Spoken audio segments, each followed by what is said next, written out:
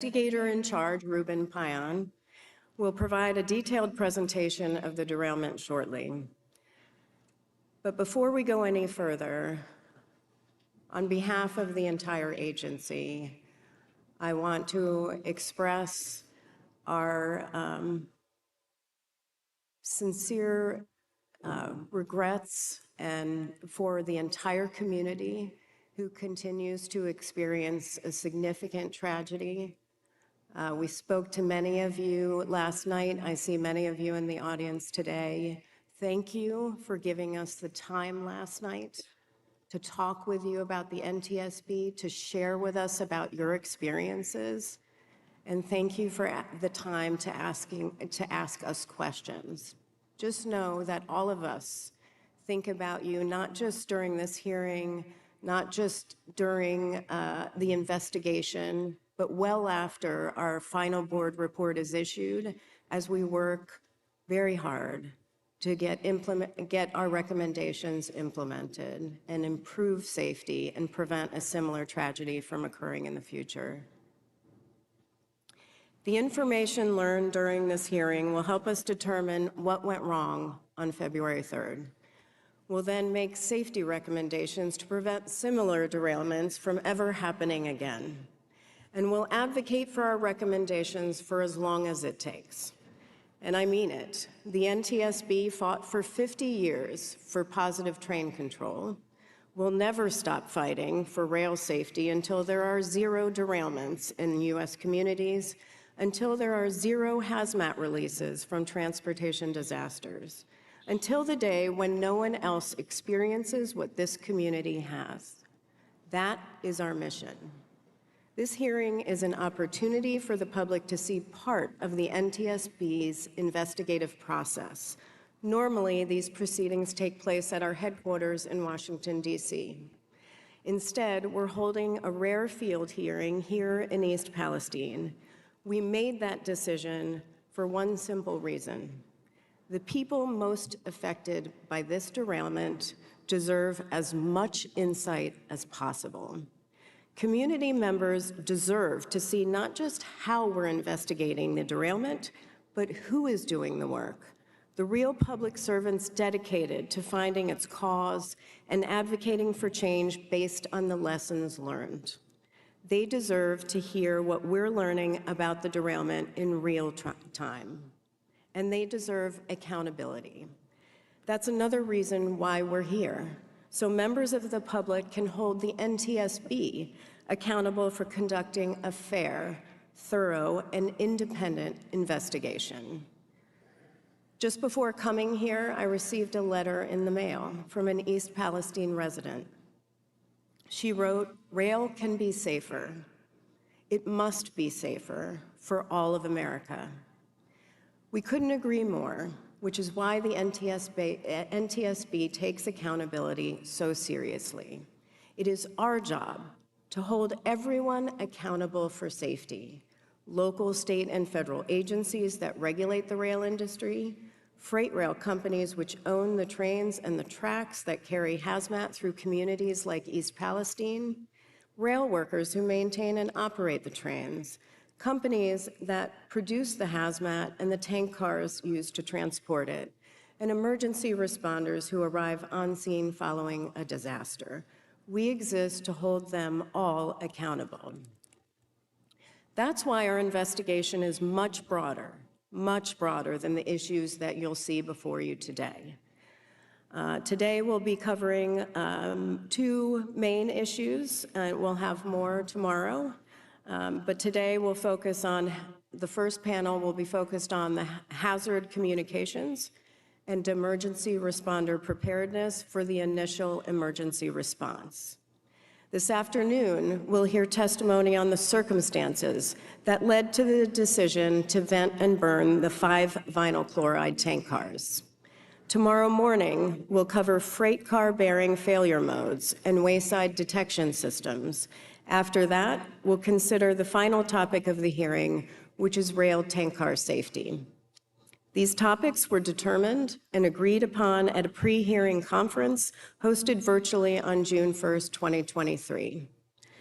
I'd now like to introduce the NTSB staff who have a role at this hearing and who do an incredible job, not just for this investigation, but for the entire agency. First, we have Stephanie Shaw, who is our hearing officer. Okay. And Ruben Payan, who's our investigator in charge for this investigation, both of whom you'll hear from shortly. Next, we have the chairs of our technical panels. Troy Lloyd, who's a railroad accident investigator, will lead panel 1.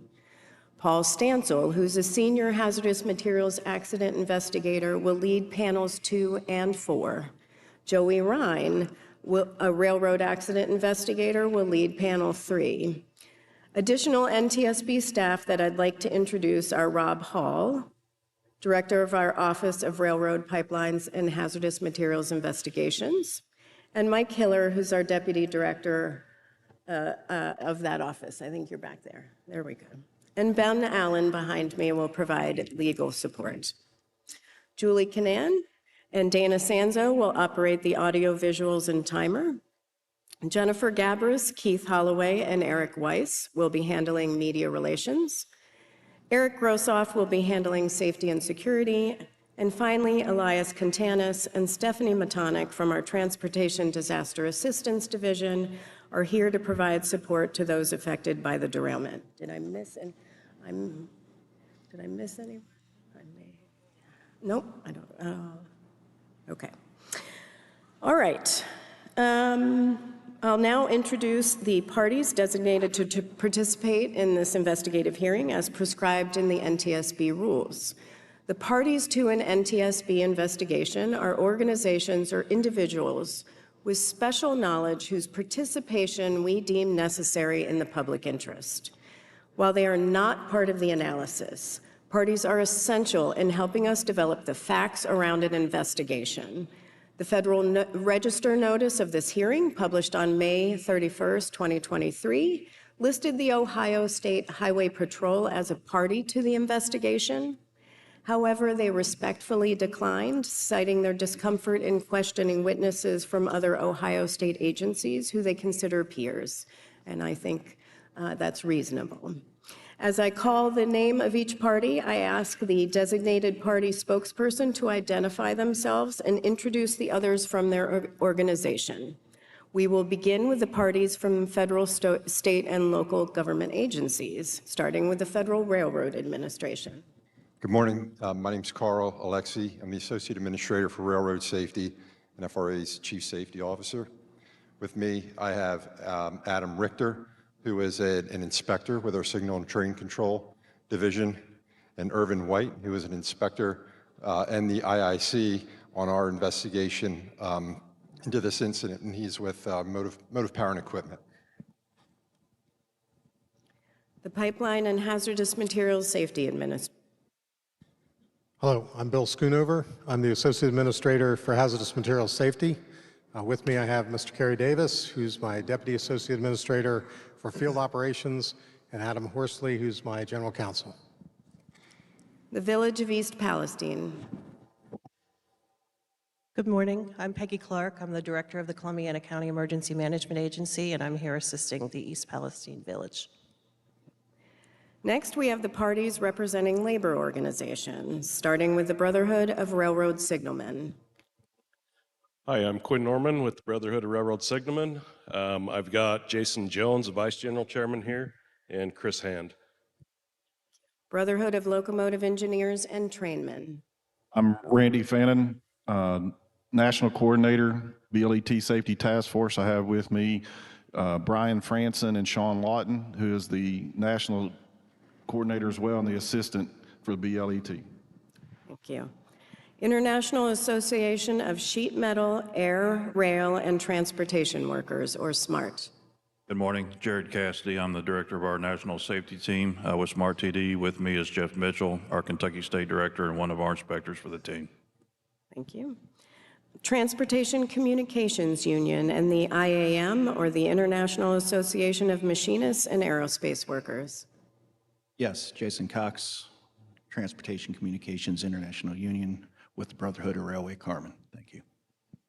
The International Association of Firefighters. Good morning. My name is Paul Carey. I'm retired Boston Fire Department District Chief, Hazmat Operations Chief. I'm here as a party representative from the International Association of Firefighters. And with me is Mr. Jamie Burgess, our Deputy Director of Hazmat Training. Thank you so much. Finally, the industry table. Let's start with Trinity Rail Management Leasing Services. Good morning. My name is A.D. McKissick, Vice President and Chief Engineer. With me, I have Amy Hamilton, Principal Engineer, and Scott Ewing, Vice President and Associate General Counsel. Thank you. Great. Oxyvinyls.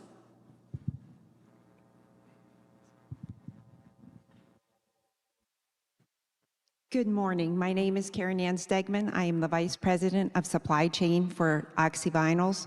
I am also the Oxyvinyls Party Representative for the NTSB investigation. With me is Paul Thomas, our Vice President of Health, Environmental Safety, and Security, and also joining us is Mark Farley, our Incident Response Legal Counsel. Thank you. Great. And Norfolk Southern. Good morning. My name is David Gooden. I'm with Norfolk Southern's Transportation Department, and with me today is Chris Davies and Paul Williams. Okay. I'd also like to thank the many witnesses testifying at this hearing, all of whom, it should be noted, are participating willingly. Thank you for being here in support of rail safety. The witnesses have been selected because of their ability to provide the best available information on the safety issues pertinent to this investigation. Witnesses will remain under oath until the conclusion of the hearing. In the interest of time, we will not describe the witnesses' credentials that will be in the docket. Instead, we have pre-qualified each witness by documenting their qualifications in writing. Again, you may review each witness's biographical information in the public docket, which opened to the public this morning. We have lots of information in that public docket. We have a website at ntsb.gov on the East Palestine derailment. You can access the public docket through that website. I'd now like to provide a general overview of the proceedings and appropriate conduct. You may wish to refer to the hearing agenda for more detail. Each day we will cover 2 of the topics I outlined earlier by way of technical panels. There will be 1 panel before lunch and 1 after. We will follow a similar process for each. Ms. Shaw will begin by introducing the members of each panel and swearing in the witnesses. Some of the witnesses will then exercise their option to make brief opening statements.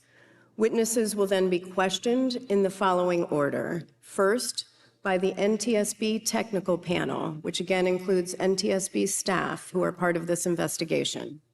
Next, by the parties in front of me. And finally, by the Board of Inquiry. Parties, that's us.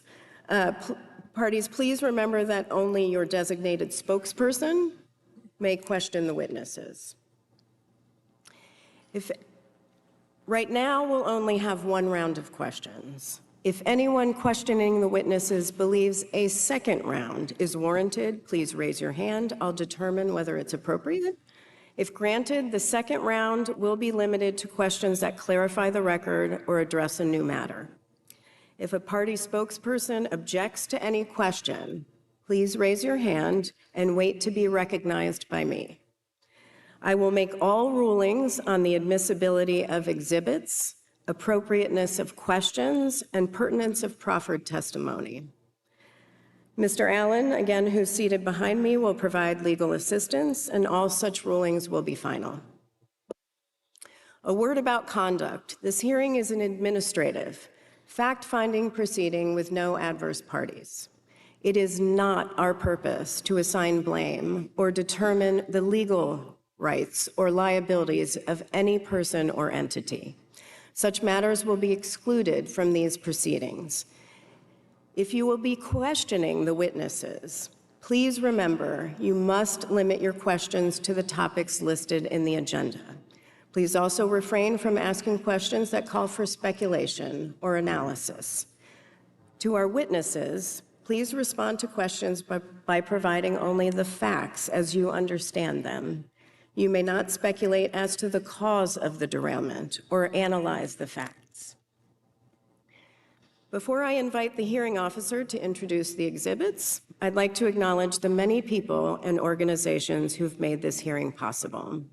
First, I extend the board's gratitude to the following organizations for their assistance and collaboration with this event: Federal Protective Service, the East Palestine Police Department, the East Palestine Fire Department, the East Palestine School District, Columbiana County Sheriff's Office, and the Ohio State Highway Patrol. I also want to thank Sarah Dutton, the principal of the school, Janice Cartwright, the secretary for the school, and Mark, Angie, and the entire custodial team for all their work. Thank you so much. We truly appreciate all your partnership. I also want to thank the American Red Cross and the Salvation Army for their contributions. They've generously provided water and snacks, which you can find in the lobby. Additionally, volunteer mental health clinicians from the Red Cross are available to provide emotional support for anyone attending this hearing. Finally, I want to extend the board's gratitude to our colleagues across the NTSB. The Office of Chief Financial Officer, the Office of Chief Information Officer, Office of General Counsel, Office of the Managing Director, Office of Railroad, Pipeline, and Hazardous Materials Investigations, Office of Research and Engineering, Office of Safety Recommendations and Communications, Office of Equal Employment Opportunity, Diversity, and Inclusion, Office of Administrative Law Judges, Office of Aviation Safety, and the offices of Vice Chair Landsberg, members Graham and Chapman, as well as my team. Thank you all. Next, the hearing officer will share some reminders and describe the exhibits. Ms. Shaw. Thank you, Chair Homendy. If you have not already done so, please silence your electronic devices. Please plan for a 15-minute morning break at 11:30 a.m. and a lunch break from 1:30 to 2:30 p.m. The 15-minute afternoon break will occur at about 4:45. Please be advised that these proceedings are being streamed live and video recorded. The video will be posted publicly to the NTSB YouTube channel following the hearing. Now let's discuss exhibits. Exhibits for this hearing include reports produced by NTSB investigative staff, videos, and other documents that have been submitted by the technical panel members, witnesses, and parties to support their testimony and questions you will hear over the next 2 days. The exhibits for this hearing are in 9 separate groups and can be identified by group and number. Group A are administrative exhibits and witness biographies used to pre-qualify the witnesses who will testify in this hearing. Group B are group chairman's factual reports. Group C are exhibits related to the first panel, which is on hazard communications and emergency responder preparedness for the initial emergency response. Group D are the exhibits related to Panel 2, circumstances that led to the decision to vent and burn 5 vinyl chloride tank cars. Group E are the exhibits related to Panel 3, wheel bearings and wayside defect detectors. Group F are the exhibits related to Panel 4 for rail tank car safety. Group G are NTSB introduced interview transcripts. Group H are the party introduced exhibits. And finally, Group M is reserved for other miscellaneous exhibits.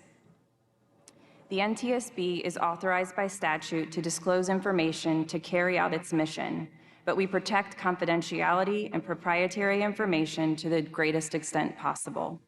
As such, the exhibits contain redactions. These are the result of negotiations between the parties and the NTSB regarding the disclosure of information claimed to be personally identifiable, security sensitive, or proprietary in nature. Though redacted, the exhibits do contain sufficient information so that members of the public can refer to them during the hearing and throughout the NTSB investigation. These exhibits are entered into the record, and any presentations, along with other recorded records of the investigation, become part of the NTSB public docket and are available via the NTSB website at ntsb.gov. The public docket did open this morning. Party spokespersons and witnesses have been provided electronic copies of the public docket containing the exhibits identified. The docket is located on the East Palestine investigation page, which you can access in one of 2 ways: by visiting ntsb.gov/East Palestine or by going to our main ntsb.gov page, you'll find a link there. If you've joined us in person, you can scan the QR code on the back of the hearing agenda.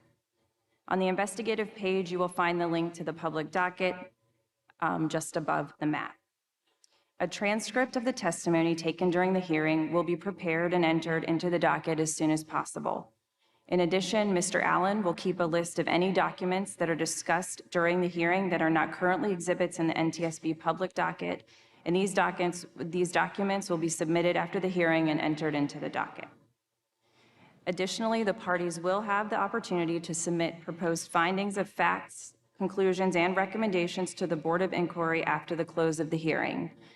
Their submissions are also made public and added to the public docket and will receive careful consideration during the board's analysis of the evidence and preparation of the final report.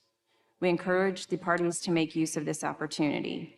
Please note that the submissions must be sent to the NTSB within 60 calendar days of the closing of the hearing by August 21st, 2023, and the parties must also provide copies to each of the other parties as well. Chair Hamady, that concludes my remarks. Thank you. Thank you so much, Ms. Shaw. And before I get into the next part, I do want to stress, it is going to be hot in here. There is no air conditioning. We cannot run the fans because then you couldn't hear the proceedings. So if you need to step out, and that includes the witnesses, I don't want anyone to feel uncomfortable. If it's too hot, if you need a break, if you need some water, let us know. Please take that moment to step out, get some air. We want to make sure that everyone is safe and can participate today. So with that, I'll ask our investigator in charge, Ruben Payan, and hazardous materials accident investigator Paul Stansel to provide an overview of the derailment. The floor is yours. Good morning, Chair Hamady and members of the Board of Inquiry. On February 3rd, 2003, about 8:54 p.m. Eastern Standard Time, eastbound Norfolk Southern Railway general merchandise freight train 32N derailed in East Palestine, Ohio. At the time of the accident, visibility conditions were dark and clear. The weather was 10 degrees Fahrenheit with no precipitation. The NTSB reviewed mechanical inspections and train operations for train 32N from where the train originated as part of the investigation. The train set was built at the Terminal Railroad Association yard in Madison, Illinois, where a mechanical inspection and air brake tests were performed by a railroad qualified mechanical inspector on February 1st. The train departed the Madison, Illinois yard on February 1st as eastbound general merchandise train 32N. Train 32N traveled to Decatur, Illinois, where it had 55 rail cars removed and 41 rail cars added to the train consist. The third locomotive was moved from the front of the train to mid-train as a distributive power unit locomotive. The 41 rail cars that were added received a mechanical inspection and air brake test by a railroad qualified mechanical inspector. The train was cleared to depart with no identified mechanical problems. On February 2nd, near Bement, Illinois, train 32N experienced brake pipe air pressure problems, which caused a 2-hour delay while the end of train device was replaced by mechanical personnel, and the train 32N was cleared to continue. Later that day, near Williamsport, Indiana, train 32N experienced a train line-induced emergency brake application due to a broken coupler knuckle on a non-hazardous material tank car. The broken knuckle was replaced by mechanical personnel, and the train was cleared to continue. On February 3rd, train 32N departed Peru, Indiana. The train consist remained unchanged with 2 locomotives at the head end, 149 rail cars, and a DPU locomotive mid-train. Train 32N continued to Toledo, Ohio with no reported problems. In Toledo, Ohio, train 32N departed with a new train engineer, conductor, and conductor trainee. At 8:53, as train 32N operated through the village of East Palestine, Ohio, the train crew received an audible critical alarm message over the locomotive radio for a hot bearing on axle 101 on the south rail. The 101st axle corresponded to the lead axle of the 23rd rail car behind the locomotives, which was hopper car GPLX 75465. The train engineer was in the process of stopping the train when a train line emergency brake application occurred. Following the emergency brake application, train event recorder data indicated the locomotives traveled an additional 1,368 feet before coming to a stop. Rail cars 1 through 22 remained behind the locomotives and stopped east of the derailment pileup. 38 rail cars were derailed and included rail cars 23 through 60. The rail cars came to rest about 400 feet east of the Pleasant Drive Highway Rail Grade Crossing in East Palestine, Ohio. 12 rail cars, cars 61 through 72, did not derail, but were damaged by the post-accident fire.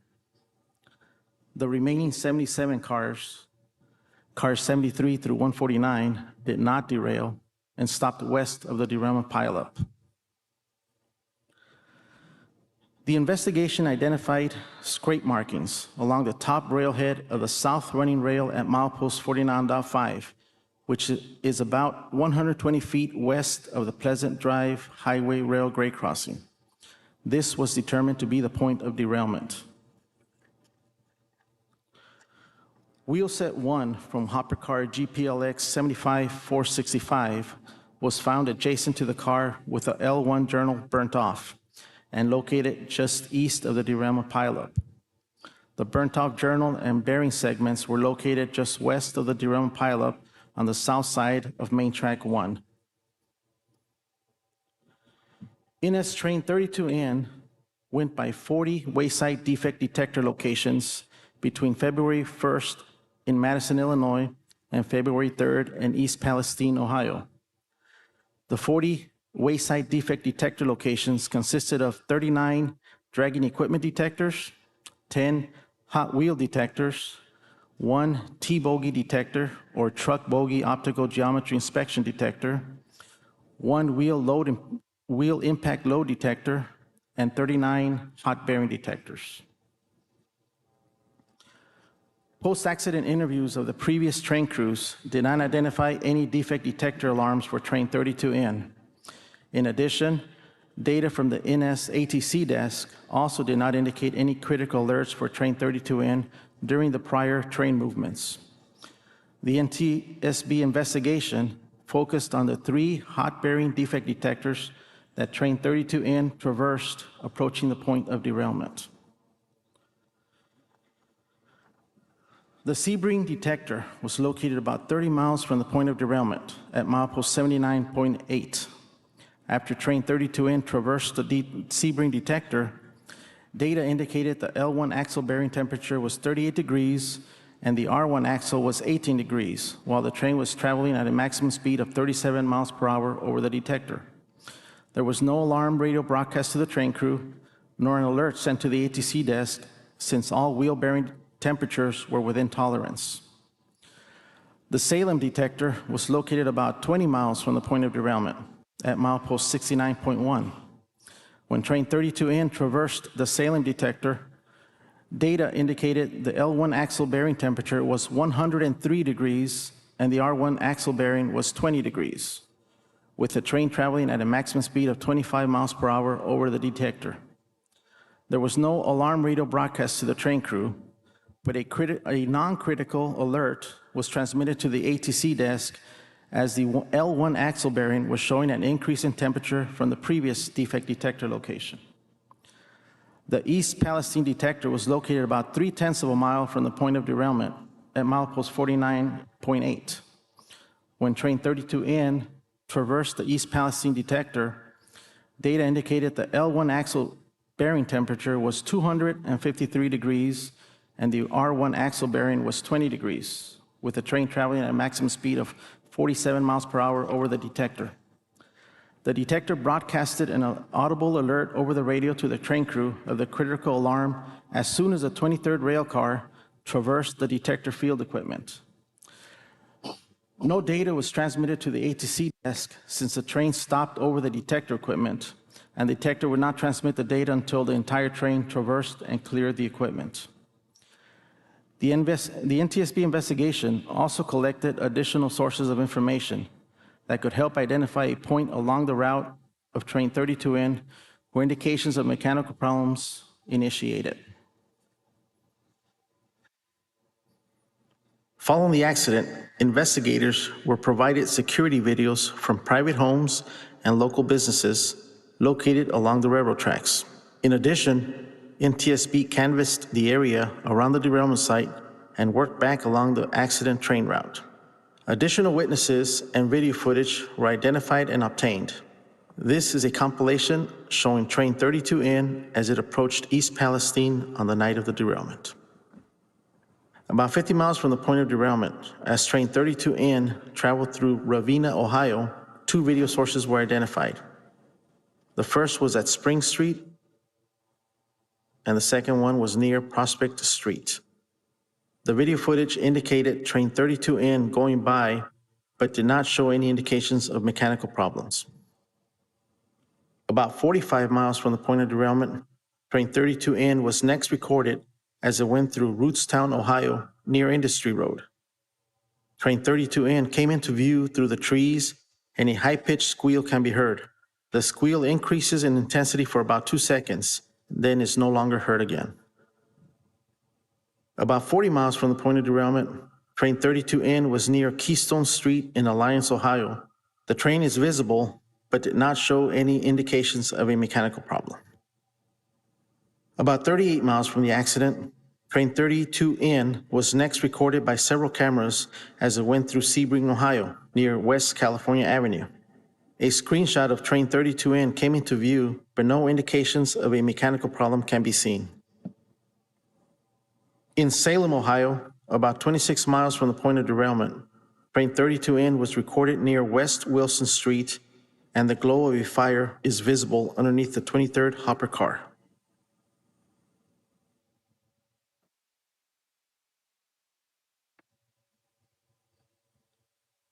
"32N is again recorded near Ellsworth Avenue,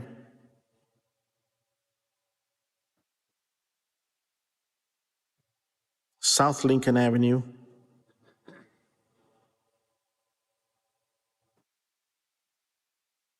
and Snyder Road, showing a visible glow of a fire underneath the same rail car.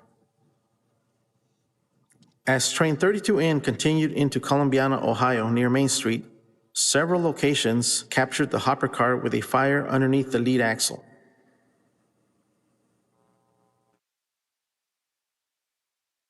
A witness near South Vine Street also reported hearing an unusually loud metal scraping sound, but did not remember seeing a fire. In New Waterford, Ohio, train 32N was recorded with fire and sparks underneath the hopper car near Bull Creek Road and Boardman Street.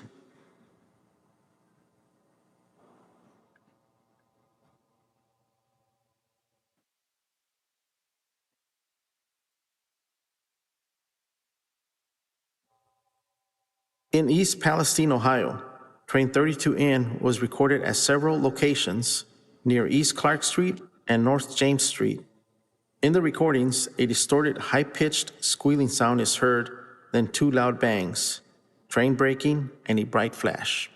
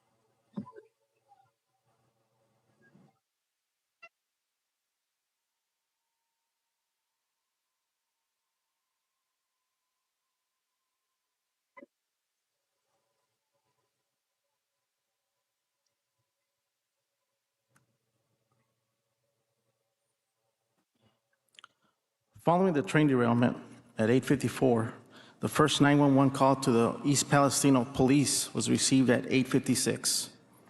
At 8:58, the first alarm to Station 24 went out to request all available fire and EMS personnel to respond to Pleasant and East Taggart Street for train derailment and fire. At about 9 p.m., the East Palestine Volunteer Fire Department arrived on scene. A second alarm to Station 24 went out at about 9:01, requesting all available fire and EMS to report to the station and respond to East Taggart and Alice Street. East Palestine Dispatch contacted the Norfolk Southern in Atlanta, Georgia at 9:04 to obtain information. Norfolk Southern took their information and instructed them that they would call back. At 9:07, the incident commander called dispatch from the scene to request a hazmat team and an engine and tanker from Springfield. At about 9:08, East Palestine Dispatch sent a request to Station 11 and Station 24, requesting all available personnel to respond. At 9:10, the director of the Columbiana County Emergency Management Agency received a cell phone call as the initial notification of the incident. At 9:15, the director of the Columbiana County EMA called the manager of Beaver County, Pennsylvania EMA to request hazmat mutual aid response. At 9:19, the train crew of 32N radioed the Norfolk Southern Railroad dispatcher and requested to cut the locomotives away from the train. The dispatcher approved the movement, and the locomotives were moved about 300 feet east of the train. At 9:24, the fire chief from the East Liverpool Fire Department Hazmat received the first notification of the activation. At 9:27, the train conductor, referencing his hazmat guidebook, learned the guidebook indicated they should be 1 mile away from the hazardous material, so the locomotives were moved east about 1 mile from their train. At 9:35, the Beaver County Emergency Services was notified and assistance requested. A full response was initiated from Beaver County Stations 11, 18, and 22. At about 9:45, the East Palestine Police Department began evacuating residential dwellings on Taggart Street and Clark Street that were close to the fire. At 10:23, the fire chief and East Liverpool Fire Department received an emailed train consist from the director of the Columbiana County EMA. At 10:34, Ohio State Patrol advised a 1 mile evacuation to be implemented. At about 11 p.m., Norfolk Southern hazmat personnel arrived on scene, and a railroad contractor arrived shortly thereafter. About midnight, fire suppression operations were suspended due to the hazmat lading of the tank cars and prescribed response procedure guidance being identified. The incident command post was also relocated to the East Palestine Fire Department. Mr. Stansel will now provide an overview of the hazardous materials investigation. Thank you, Mr. Payan.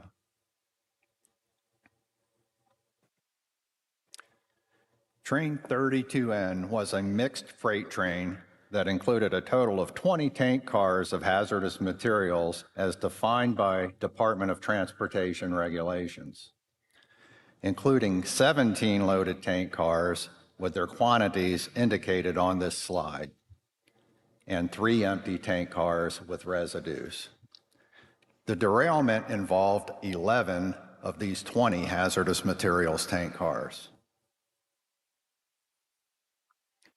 8 of the 11 derailed tank cars shown in this table released hazardous material commodities following the derailment. 3 DOT 111 tank cars carrying flammable and combustible materials, car numbers 36, 38, and 50, were initially breached by mechanical damage. All 5 DOT 105 vinyl chloride tank cars that were ultimately subjected to an explosives-induced vent and burn action 3 days after the derailment were not initially breached by the derailment damage. The following video further describes the release of hazardous materials and some key events that culminated in the incident command conducting a vent and burn action on the 5 tank cars loaded with vinyl chloride monomer on February 6, 2023. The train was transporting hazardous materials in 17 loaded tank cars and in 3 empty tank cars with residue. 11 of the derailed tank cars contained hazardous materials, including 5 specification DOT 105 tank cars loaded with 115,580 gallons of stabilized vinyl chloride monomer, a liquefied compressed flammable gas. NTSB investigators determined the initial derailment damage included 1 breached DOT 111 tank car containing flammable liquid, butyl acrylate, and 2 breached DOT 111 tank cars containing combustible liquids, 2-ethyl hexyl acrylate, and ethylene glycol monobutyl ether.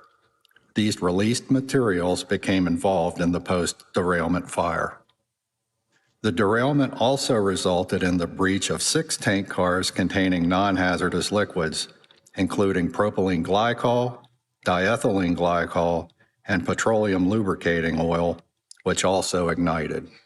Additionally, post-derailment fires burned 6 other derailed hopper cars carrying polyethylene plastic pellets and polyvinyl chloride granular plastic, as well as 3 boxcars carrying other non-hazardous freight. The 5 vinyl chloride tank cars were exposed to pool fire conditions in the derailment pileup.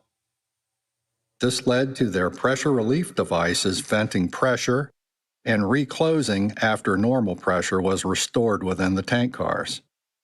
This is part of the normal functioning of a tank car's thermal protection system. All vapor released through the pressure relief devices ignited, as is typical in most derailment scenarios involving flammable materials where sources of ignition are present. On the early evening of Saturday, February 4, 1 vinyl chloride tank car forcefully released burning vapor over a 70-minute period. This was the last time any of the vinyl chloride tank cars vented material through their pressure relief devices. By the morning of February 5, emergency responders had mitigated the fire, but the vinyl chloride tank cars continued to concern authorities because their pressure relief devices had stopped operating and the temperature had risen as measured on the tank car shell surfaces. Emergency response crews found valves and fittings were thermally damaged, making them unusable for unloading the tank cars. The incident commanders ultimately scheduled a controlled vent and burn of the 5 vinyl chloride tank cars, which they determined was their last available mitigation option to avoid the risk of catastrophic tank failures that could have propelled fractured tank parts into residential areas. To prepare for the vent and burn, incident commanders expanded the evacuation zone to a 1-mile by 2-mile area. Crews dug pits to contain released vinyl chloride liquid while it vaporized and burned. On Monday, February 6, about 4:37 p.m., incident commanders initiated the vent and burn operation with tank car breaching explosive charges. The released vinyl chloride burned throughout the night of February 6. Wreckage clearing began on Tuesday, February 7. Residual fires were extinguished by noon on February 8.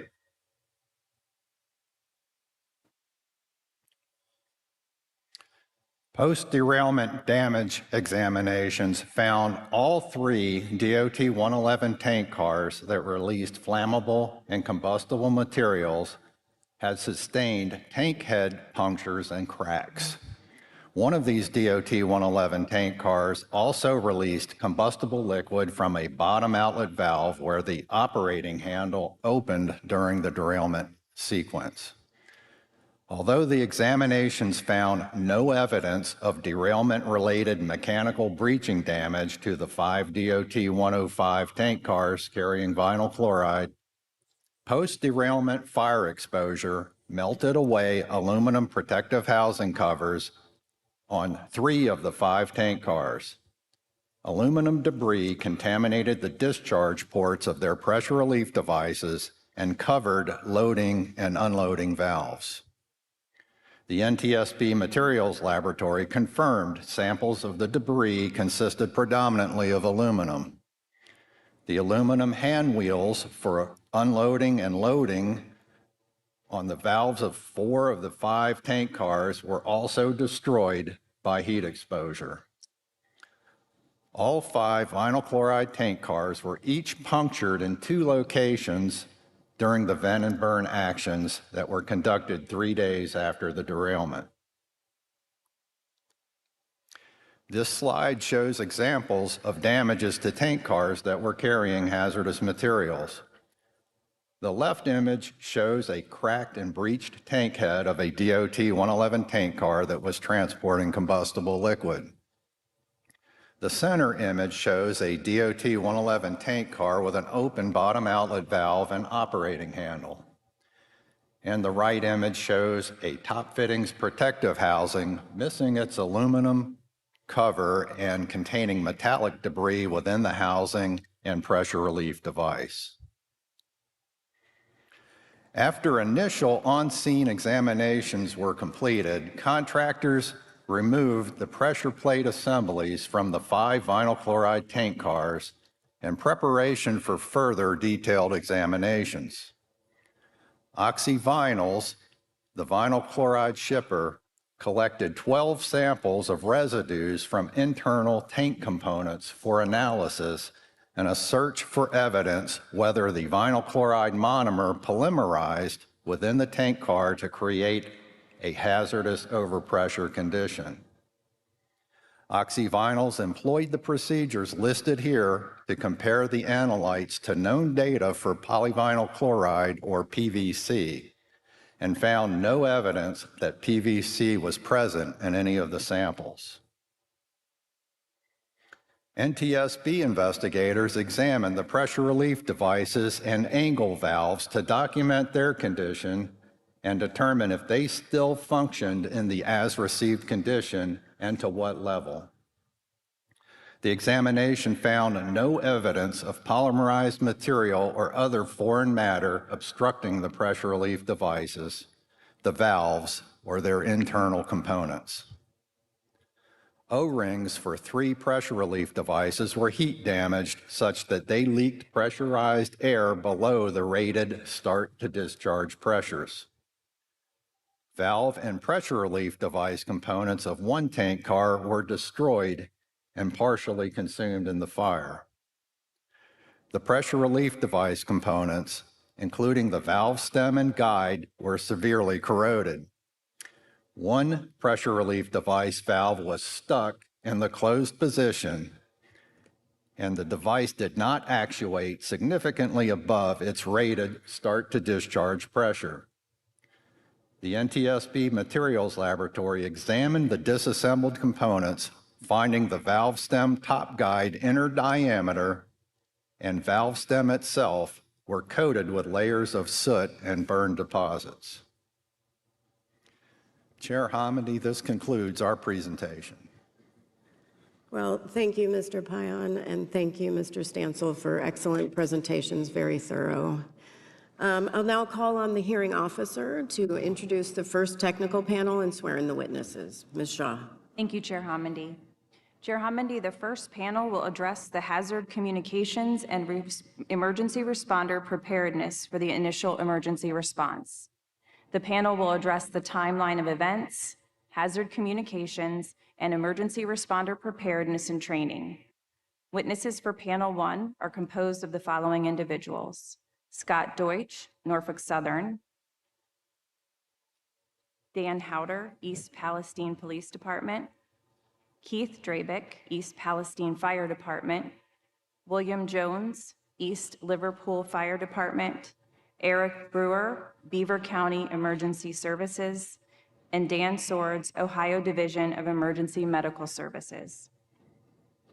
The NTSB Tech Panel is composed of Troy Lloyd, the panel chair; Ruben Payan, investigator in charge for the East Palestine investigation; Mark Doherty, and Cindy Lake.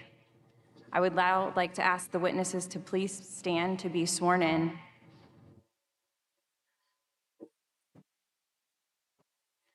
Raise your right hand and please answer by saying, "I do."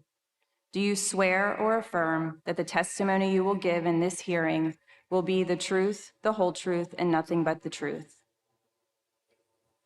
Thank you. As a reminder, you can sit down. As a reminder, all witnesses will remain under oath until the conclusion of the hearing.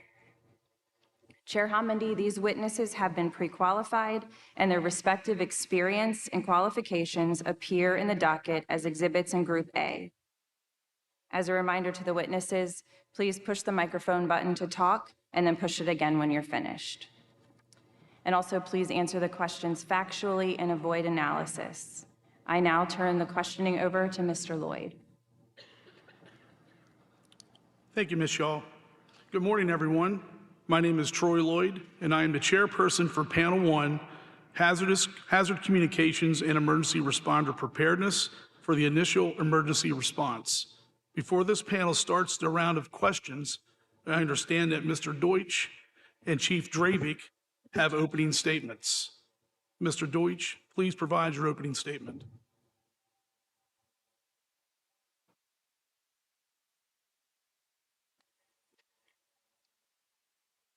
Good morning. My name is Scott Deutsch, and I've been a Regional Hazardous Materials Manager for Norfolk Southern since October 2015. Before that, I was a first responder with the County Emergency Services Agency and have served in public safety for 40 years with 22 years experience in the chemical industry. Every day I work alongside my Norfolk Southern colleagues to ensure hazardous materials compliance, facilitate first responder training, and improve our emergency preparedness response efforts. I want to begin by expressing my regrets to the residents of East Palestine and the surrounding communities. Shortly after the derailment, Norfolk Southern personnel were deployed to the scene and have been on site ever since. We responded swiftly. Within approximately an hour of the derailment, our folks were on the site and providing the incident commander critical information to assist with the response. I received a call from my supervisor within minutes of the derailment and immediately left my home for East Palestine. While en route, I deployed our trusted hazardous materials contractors and was in communication with the incident command to provide constant information to help the incident commander direct the first responders to other relevant resources that they and we could do our jobs and help to ensure the safety of the community. Norfolk Southern, along with everyone involved in responding to the incident, focused on preserving the health and safety of the community and first responders. As a former Assistant Chief of Operations and Training for public emergency service agencies, I understand the risks our first responders face. This is why shortly after I arrived at the scene of the derailment in East Palestine, I asked the incident commander overseeing first responder efforts to pull back first responders who face significant danger from numerous rail cars that could have been discharging flammable material or other chemicals without warning in an environment with an ignition source already present. For example, vinyl chloride is an extremely flammable compound, and the tank cars were engulfed in pool fires. With first responders, some of whom were in aerial baskets near the fire, there was a potential for significant loss of life. I am grateful to the incident commander for his leadership in keeping the first responders safe. Like everyone else involved in responding to the derailment, Norfolk Southern and its contractors were forced to react rapidly and thoughtfully based on the circumstances unfolding rapidly at the scene. We had to provide advice to decision makers, drawing on the technical information and resources available and our combined decades of emergency response training and experience. The advice of Norfolk Southern and its contractors to the Unified Command on these tank cars represented our best effort to weigh the risk we saw in front of us and make recommendations accordingly.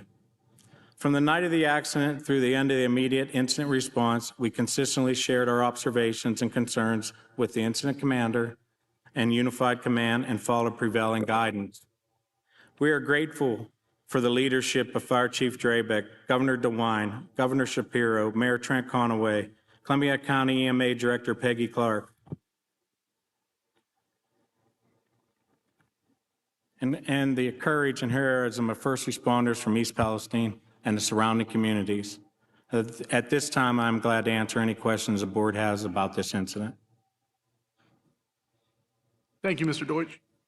Chief Dravick, please provide your opening statement. Thank you, Mr. Lloyd. Good morning. I am East Palestine Fire Chief Keith Dravick. Thank you for providing me with the opportunity to participate in this proceeding and begin with the statement. I am sure I speak for all of us in the room and in East Palestine when I say that none of us would prefer to be here today. The train derailment has, quite frankly, changed East Palestine forever. It has disrupted lives, impacted businesses, and created uncertainty. Thankfully, no one was killed and the damage to property was minimal. For that miracle, I am grateful to my fellow East Palestine Fire Department members, all of whom are volunteers, to the East Palestine Police Chief James Brown and his officers, to our village's other first responders, and to the first responders from many other departments in our region who came to our aid. Your training, professionalism, and commitment to saving lives shone through, and you are an honor to your professions. Thanks also goes to the collective local, state, and federal incident response team for their extraordinary effort during those chaotic days and nights in February. I was the incident commander, but I can assure you that with the combined expertise at our command center, my role was more of a coordinator. If not for the collective judgment of the men and women on that team, we would be having a very different discussion today and about a very different outcome. The reason that the incident response team was able to produce the results it did for the people of East Palestine is because of one word: consensus. On decisions both big and small, the team pulled together, shared their expertise, knowledge, and training, reached a conclusion, and then went forward together. Even on a decision as challenging as the decision to vent and burn, it was a team decision.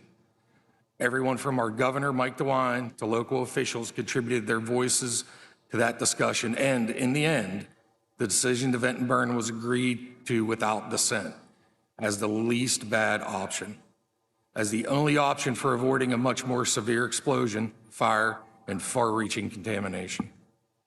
East Palestine will be living with the impact of the derailment for many years to come. Questions about health, water, property values, and the continued economic viability of our beautiful village will remain. While these proceedings and the NTSB's work do not directly relate to some of those questions, it is my hope that through this process, some questions can be answered. And with those answers, it is my hope that our collective focus can move forward and our energies can be applied to working together to solve other challenges.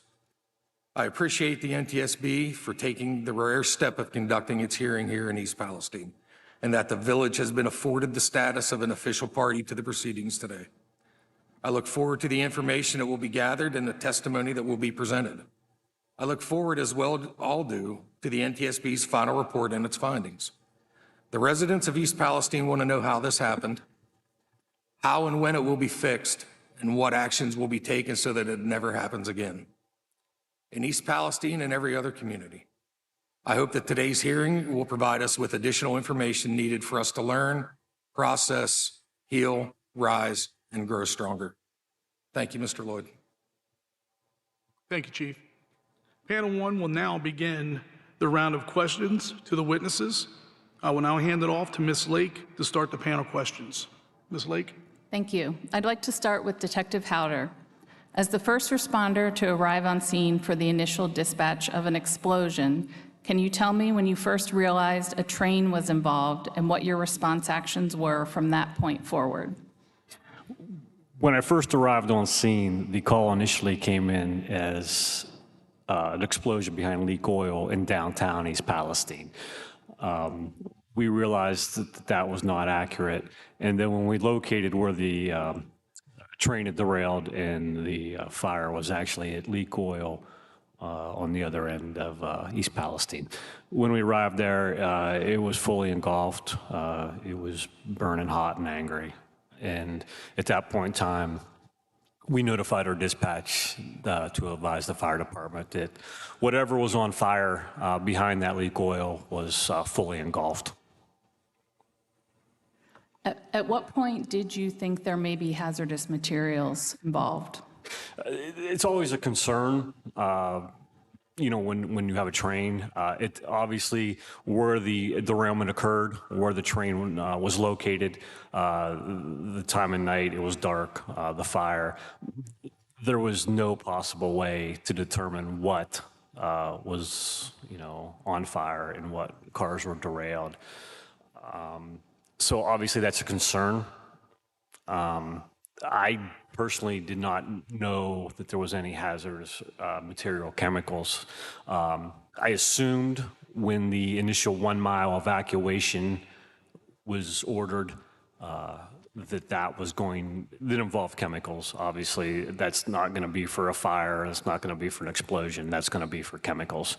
So I assumed it wasn't until late that night, early next morning, that I did learn myself that there was actually, what was contained on those cars.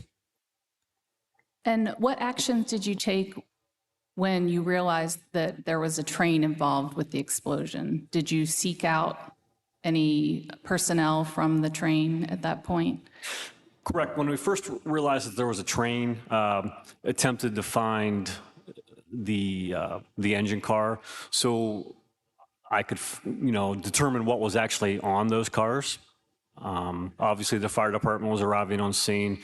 I sent an officer to the west side of town. I attempted to locate the engine on the other side of the tracks. And you had mentioned previously that you initiated that first evacuation of residents. Can you tell us how you implemented that, why, and how that was communicated? Correct. The tracks are paralleled by East Clark and Taggart Street. After the fire department arrived on scene, there was some time had passed. At one point, I noticed that the fire was spreading on the cars. It was starting to spread west. The cars were starting to pop off on fire. And I radioed one of our patrolmen, and I said, we need to discuss getting the residents out of East Taggart and Clark streets. Their backyards line those tracks, so that, that fire, if those cars continue to catch fire, that we would be able to get them out of their residences. And then we had Columbiana Police Department and we had the State Highway Patrol arrive to assist us on those two streets. I assigned 2 of our officers to Taggart Street. I had radioed our dispatcher to call out additional of our personnel. And then I brought some of our personnel with me on Clark Street, and we started going door to door to evacuate those 2 streets at that particular time. And was this also communicated through the incident command on scene? As far as did I communicate it with them? Yes, that the evacuation was occurring. My personal radio that I had, I was unable to communicate with the fire department. I do not know if they were aware we were doing that at that time or not. I don't know if they could monitor that or dispatch relayed that to them. That I am unaware of. And can you tell me what kind of training have you had in the past, and how has that training prepared you for this type of event? I spent 20 years with the Special Weapons and Tactics, the SWAT team in this county. I've been on the job 30 years. I've had extensive trainings in, various, areas of law enforcement. However, I don't think one specific training would actually cover an immediate evacuation of, which ultimately became, a 1 mile radius of a town.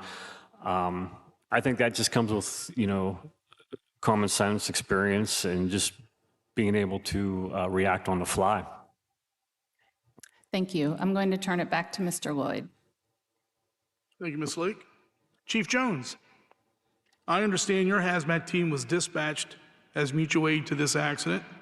Can you tell us your initial response actions, including how you obtained information about the hazardous materials that were involved? Yes, sir. We were in contact at 2124. My officer in charge of the day called me because that was my off hours. So we usually respond with a 2-person rapid response team just to gather as much information information as we can before our full hazmat team arrives, because it takes them a little bit longer with the larger trucks. According to the information that you had on the initial response, were the firefighters on scene equipped with the appropriate protective clothing and gear per the emergency response guide? That is correct. They were in full firefighting PPE. Okay, thank you. Chief Brewer, same question. I understand your hazmat team was dispatched as mutual aid as well. Can you tell me your initial response actions, including how you became aware of the details of the train contest? Sure. We were notified by Columbia County EMA to assist them with the hazmat incident, actually the train derailment. And we were requested with our foam units, which we bring to the scene. We were not a first response, if you will. We got there at 10:30, so well after the incident. Again, we were just basically mutual aid to assist East Liverpool in their hazmat. So a combined hazmat team effort between East Liverpool and Beaver County? Correct. Okay. So according to the information that you received on the initial response, were the firefighters on scene equipped with the appropriate PPE according to the emergency response guide? Yes. Okay, thank you. I'll now hand it off to Mr. Doherty. Thank you. Question is for Mr. Deutsch. Can you tell us when you received the train consist after the initial notification of the derailment? What did you do with the information? When I received the call from my supervisor, I already have a go bag and everything ready to go. I got in my vehicle. He emailed me the consist. I had the consist at that time. I started driving towards the scene. I received a call from Director Clark. I pulled over. I then emailed her after talking to her the consist so she would have it at the scene. And then she had that information. That was probably 10, 15 minutes into my trip to East Palestine. Okay, thank you. So can you tell us what your actions were when you arrived at the derailment, and what is your standard protocol for such incidents? So when I received the call from my supervisor, I notified my contractors first. I base that on the closest contractor to the incident and their qualifications and their abilities. This particular incident, I notified SPSI because they have industrial firefighters. I was informed there was a large fire. They also have NS's foam trailer. So I needed the equipment that they have. I requested our foam trailer and firefighting equipment, and to send a representative out ahead of all of that equipment as other resources are deployed. I then called EnviroServe and HEPACO and other contractors the railroad use that are in the nearby area in Ohio and right across the border. Their supervisor lives in Beaver, and they were to handle any type of runoff that was going to come off of the actual firefighting or the scene of the derailment. They were staged outside the area due to the fires until I could get on scene to deploy them. Thank you. And was command and control clearly established when you arrived on scene? And can you also describe your coordination with the incident command structure? When I arrived on scene, one of our sentinels from mechanical was already on scene, working with the incident commander with consist information. I believe our transportation supervisor was on scene also. I called them, find out what their location was, which was by Lake Oil. I met up with them at that command post. There were several different firefighters right around there. Then I went to size up the scene from there. Okay, and with that, I want to talk about your interview a little bit. Your interview with the NTSB, you told us that when you arrived on scene and assessed the ongoing response involving the hazardous materials, and you advised the firefighters to pull back. Can you expand on that and how that communication was disseminated to the rest of the scene? Yes. When I got on scene, I met with incident command and our people. I then wanted to do an assessment of the scene, what was going on at the actual scene. So I stayed at a decent distance away from the fires. I took one of the firefighters there, I believe is a lieutenant or a captain, that had a radio so we can communicate back if I saw something happening that I didn't like, that he could tell command right away. We then headed down towards Pleasant in that direction. As I checked out the scene, I saw individuals in aerial platforms over the fire, spraying water on the cars and stuff. It was about 7 degrees that I remember at that time. I had concerns with that on getting them out of those aerial platforms, because if they had to come down the ladders, if they froze in place, I've operated aerials that have done that in cold weather, so I had a concern with that. I saw the pool fire that the cars were in. I did not see any pressure fires yet, so I knew I still had just a pool fire and the cars were heating up.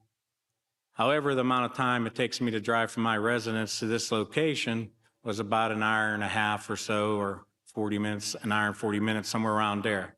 So any thermal protection on those cars is rated for 100 minutes. So we were getting past that time frame. So with the large pool fire, the ditch fire that I saw going along the tracks, I wanted everybody out of there. My concern was the pressure relief valves on any of the tank cars opening up and spraying those firefighters, especially the ones in aerials, because you would not be able to get away. That was my big concern. Thank you. So just a follow-up question regarding the train consist. Can you tell me who Norfolk Southern sent the train consist to besides Columbia County EMA? The transportation supervisor and the mechanical person on scene that I met had the train consist and was showing people the train consist at that command post, and then I emailed it to Peggy. I'm not aware if anybody else got it or requested it from our dispatch center in Atlanta, because they can also request it that way from like a 911 center. I don't know if that was done or not. Great, thank you. My last question, can you tell me about the conversation leading up to the 1 mile evacuation for the residents that followed? When I was en route, I talked to Director Clark, and she had the ERG information. They had a placard with the vinyl chloride car and asked me what I thought of the 1 mile evacuation in the ERG. I said, that's the guidance. I would follow the guidance that the ERG says. Okay, thank you. Pass the question off to Mr. Lloyd. Thank you, Mr. Doherty. Chief Drabick, please describe your fire department's preparedness for a train derailment with hazardous materials in your community prior to this accident. I don't think you can ever really be prepared for something like this. Members had done training. We have minimum requirements that are governed by the state that all of my members meet. We have several months prior to this did do a mock tabletop drill in East Liverpool under the direction of the EMA and East Liverpool's hazmat team on a train derailment in that area. My people are hazmat certified to a minimum the awareness level. More than half are operations, and a portion are hazmat techs as myself. Thank you.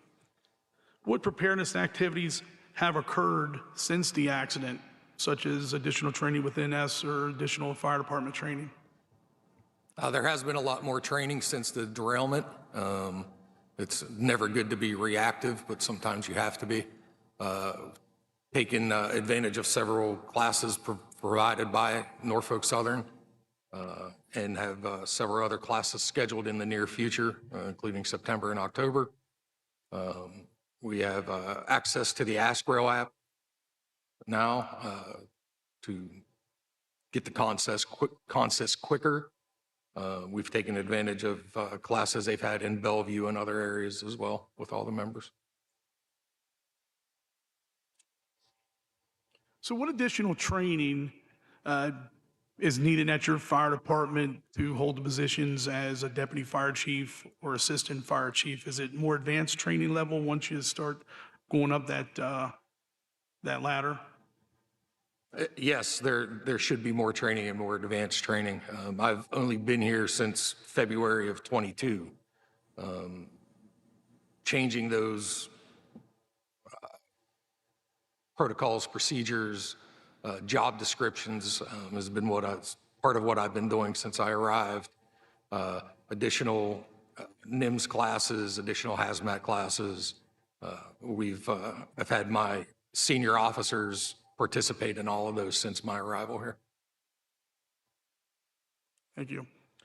Please describe your department's familiarization and training efforts in utilizing response applications such as Ask Rail, DOT's Emergency Response Guide, and other response applications such as Wiser and Cameo. And if you do have those applications, is your apparatus equipped to obtain that information through some type of mobile data terminal? Thank you, Mr. Lloyd. Yes, all of our apparatus are equipped with iPads that have the ability to access the mobile ERG, Wiser. We do not have Cameo on those. We now have Ask Rail. When I arrived at the department, we did not have access to that. I only received that after the fact. But everybody is trained to how to use the ERG and properly be able to recognize that and access the Wiser and use Wiser.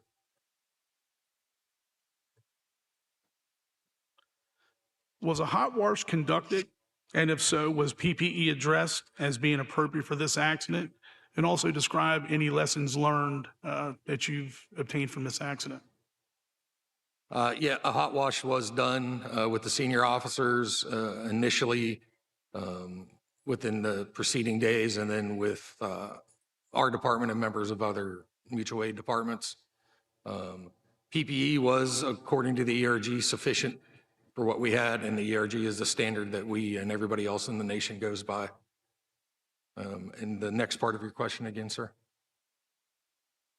Any lessons learned as being that incident commander on this accident? Anything you can bring to the board in this panel? Lots of lessons learned. Never have enough training, and you never have enough manpower. The majority of the fire departments in this country operate as volunteer fire departments.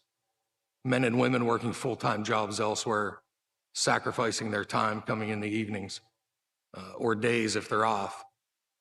That's detrimental to the country. I applaud them. I've been a volunteer firefighter for almost 40 years myself. Standards need to change in the country. Standards need to change in our village.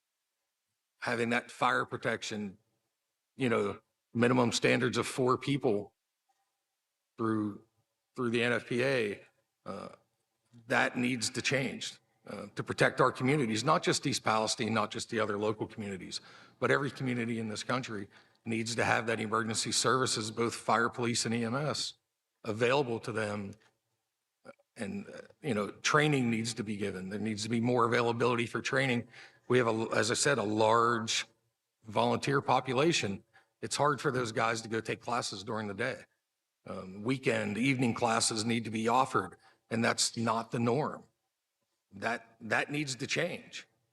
Additional manpower, additional funding from the federal government needs to be given to support this application.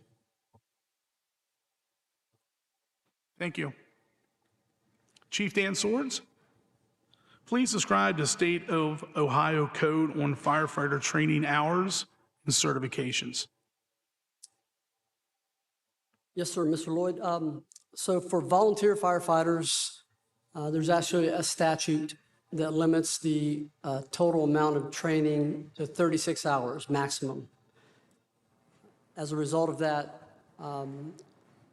with that time limit, there's not an ability to incorporate all of the requirements in NFPA 1001, which is the standard for training for firefighters. In the Firefighter 1 program, the training hours are significantly more in that there's 132 hours of firefighter-specific related training. And there's also at least 24 hours of hazardous materials training. The volunteer firefighter course does not include any hazardous materials training or any type of IDLH training, including live fire. So the volunteer 36 hours versus career is, what, 200 hours? Is that correct? Yes, sir. Okay. So for the volunteer firefighter certification, advanced training such as hazmat response, additional incident command courses, things of that nature, how is that developed? Is that a local development through that fire chief, or is that through the state? Yes, sir. It's a local issue. The initial certification training, again, does not include the hazmat. Once they're certified, it's upon the chief of that department to provide the additional training for those individuals. All right, thank you. I'll now hand it off to Mr. Doherty. Thank you, Mr. Lloyd. The next set of questions again from Mr. Deutsch. Can you detail Norfolk Southern's protocol for the relay of constant information to first responders in the event of a derailment? First, we'll start with the train crew. The train crew is trained to hand off any first responder, the consist off to the first responders. They can look at it, they can make copies of it. They have the ability to email it to them. If they have an iPhone, they have the ability to Dropbox it to them right at the scene. Their protocol is to, if they see fire or a large vapor cloud, to remove their self and the locomotive from the scene and go to a safe location. That information can be obtained at that location. A 911 center could call and get consist information from our police communication center in Atlanta. The way we did it for this incident, where I get it as soon as the derailment happens, somebody emails it to me, I can send it to the first responders if I'm contacted by the first responders.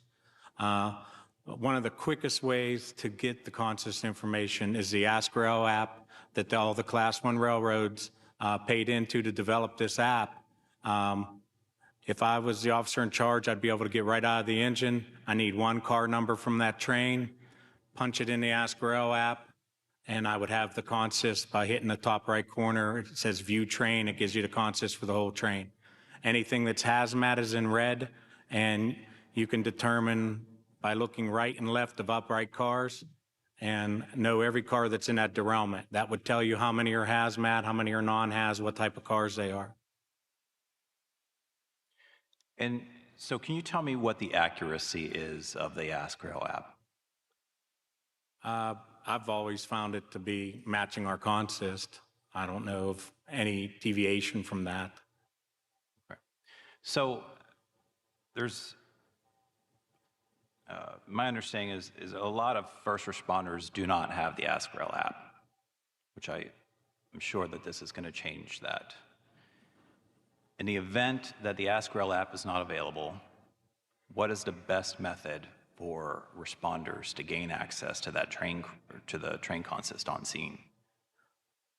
I would go with the app first. If the app didn't work, I believe their dispatch center can call NS, and then they would be able to get that consist emailed right to the dispatch center, who could then send it out to the field, to the command post, or actually use it in the 911 center and give that information over the radio to the incident commander, however they wanted to do that. They can, if they didn't have the numbers or didn't have that built in their system, the FRA has a grade crossing app. You can use that app. It tells you whose rail that is. When you hit the little crossbuck, it'll tell you right on there that it's NS or whoever it is.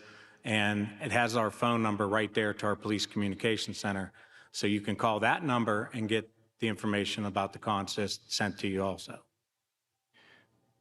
So do you know if the train crew interacted with first responders in this incident at all?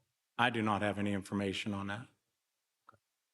So in the event that the train crew sees a fire and they disconnect, what is their protocol after they disconnect? They'll disconnect, they'll go to a safe location. In this case, they went a mile away based on the ERG that they were using. And they will wait there for transportation supervision or first responders. Okay. So the train crew does not necessarily seek out the first responders to hand the train consist.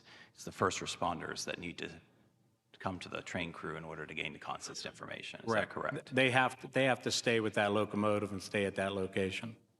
I think the issue is there's a lot of the times train derailments happen in a very remote location, and the AskRail app isn't always going to be there. Communication's not always going to be there, so we can't rely on the AskRail app. So I think that there has to be another way on site.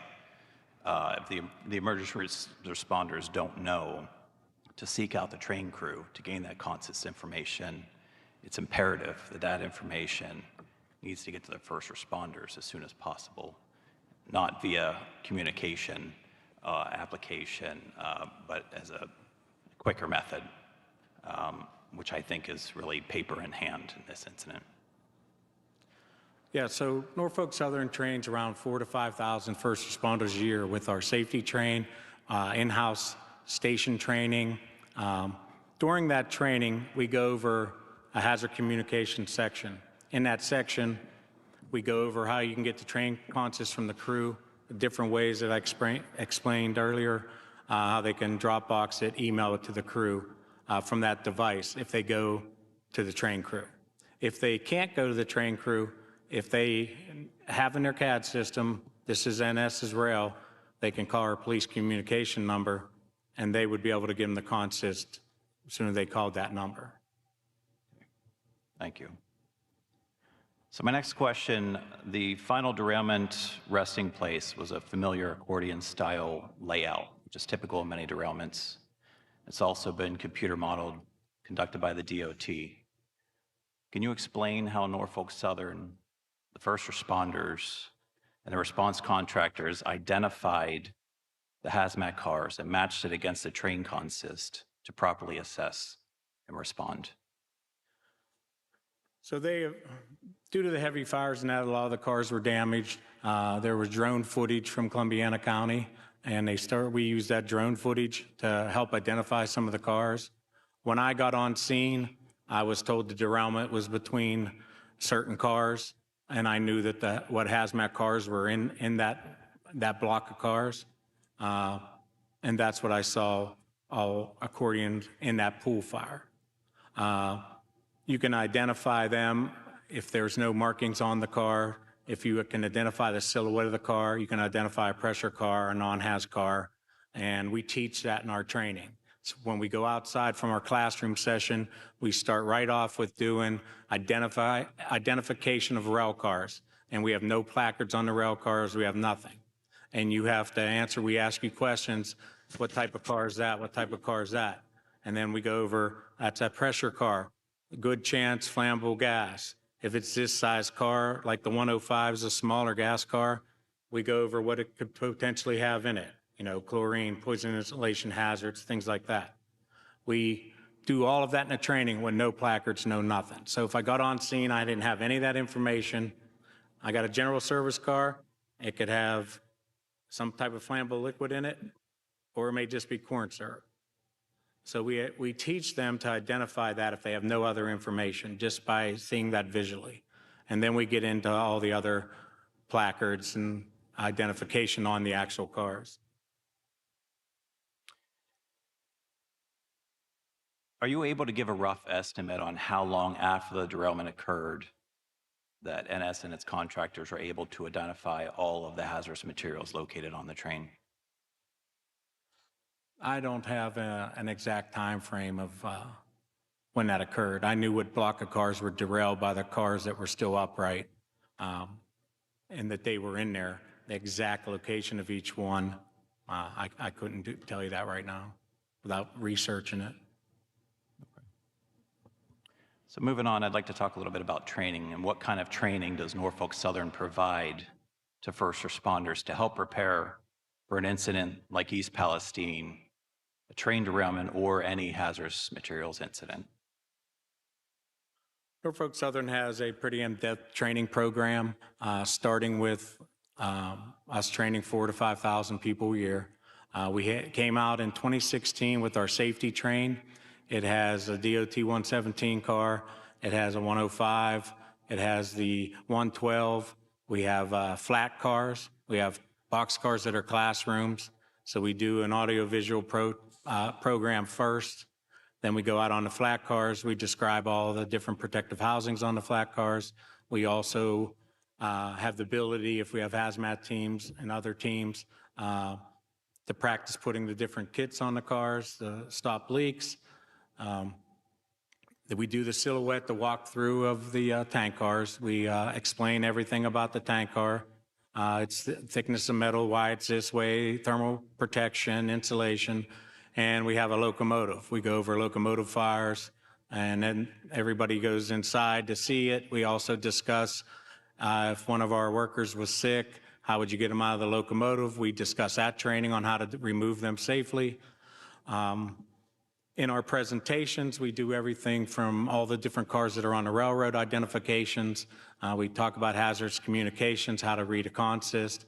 We have an entire module on the Ask Rail app, how to get it from the App Store, how to load it on your phone, and how to use it and the different features that it provides.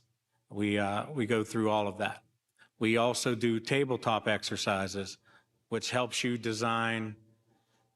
practice setting up a large command structure that you normally aren't used to for just a basic house fire.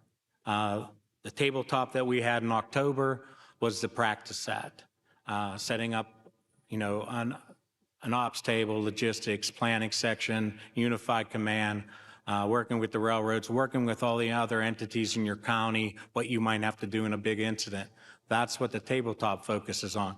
We also do full-scale exercises where I set the train up and I make different things leak. I have smoke machines, and the hazmat team and the fire department go through that evolution. There's a very large one planned in October in Pennsylvania that's going to use 2 different counties. And we're going to do a tabletop at one of the OCs, and we're going to do a live drill at the train that matches the tabletop. So we do a lot of training in the 22 states that we operate. It's just a matter of moving the train to each location in time frame, so many a month. Great, thank you. So I'd like to talk a little bit more about the Ask Rail app since it's a highlight. Can you explain the Ask Rail application and its purpose? So the Ask Rail app was developed to get consist information as soon as possible to first responders.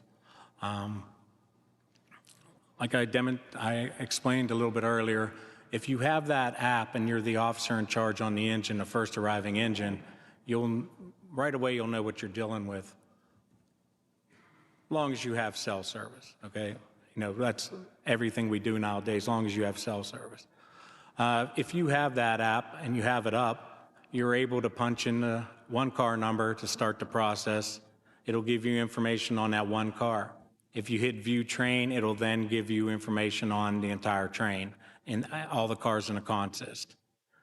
On that consist, you can hit, if it's red, it's a hazmat. So when you hit that particular car, it'll pop up that car's description. It'll tell you what type of car it is. It'll have a placard. If you hit that placard, it'll ask you if you want an isolation distance or an ERG guide. You hit the ERG guide, and it tells you all your protective actions, what to do if it's on fire, what to do if it's a spill. It matches the ERG. It's even the same color pages. Then it has, if you want to do isolation distances, it asks you certain questions, if it's on fire, if it's a large spill, if it's at night.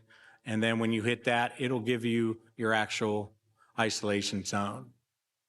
If you're at your command post, you can actually then touch the screen, slide that zone to where the actual derailment is so that you're in a safe location doing this. bring it down to the derailment site. Then as the incident commander, that would already start telling you what streets you might have to block off, stop access into that area around that zone. And it has all the railroad's phone numbers in. It has additional information, the field guide to tank cars information is in there. You can get all that information inside that app also. And so can you explain how someone or first responders or who is the Ask Rail app available to, and how someone can get the Ask Rail app and sign up for the application? So to sign up for the app, you would just go to the App Store and download it to your phone. You will fill out the information or request your supervisor, your chief or lieutenant, whoever's above you as a firefighter or a police officer or EMS. And that information, you put their email address in, and when you fill out the entire process, that will come to us and we will view it. And as long as you're a first responder, it's verified you're a first responder, then we approve it, and then you have access. It'll send you a message that you have been granted access. So just to be clear, the application is available to first responders, not available to the public, correct? Correct. It's vetted based on, because it's security sensitive information that we're giving out on that app, and it's to be used for first responders. It is monitored, and we get a readout every morning at 6:30 in the morning of the active users that actually ran cars. Thank you for that. And that concludes my questions. I will turn it over to Mr. Lloyd. Thank you, Mr. Doherty. A question to both Chief Jones and Brewer, but I'll start with Chief Jones first. Please describe your department's familiarization and training efforts in using response applications such as Ask Rail, DOT's Emergency Response Guide, other applications such as Wiser or Cameo as the responding hazmat agencies. How do you guys use that stuff, and what's your familiarization with it? Yes, our department, as the hazmat team, we use all those apps that you've mentioned. Plus our firefighters go out to the CERTSI training center in Pueblo they were out there for crude oil training and highway emergency response training. We do, like I said, use Cameo. It's on our MDTs along with Ask Rail, ERG, and Wiser. We train on those periodically, maybe once every 6-month period. We go through scenarios where they have to train on those. Ask Rail does have a section that you can use for training and not have to go live with it. Any problems with using those applications? Technical issues, other hazmat calls on trying to obtain information? Yeah, we have not had any complications or problems using those apps when we've needed them. Okay. Yeah, same question, Chief Brewer. Your familiarization with the response applications, Ask Rail, DOT's Guide, Wiser, Cameo, things of that nature? Similar to the chief's answers. Again, we send our guys, our team out to Pueblo. We partner with industrial companies in a county. We've been through the safety train, Norfolk Southern safety train training, EPA training, National Fire Academy. We train above and beyond the standards set forth by PEMA, Pennsylvania Emergency Management, who certifies hazardous materials teams in the Commonwealth. As far as the apps, we do use the Cameos, the Wiser. Well, we used to use Wiser, which is now not being updated. Ask Rail. Unfortunate to have I guess, a combination department, because our full-time county employees are also on the hazmat team. And on their devices, they all have all of the apps. And we also bring a command post with us which also has all the research material on it too.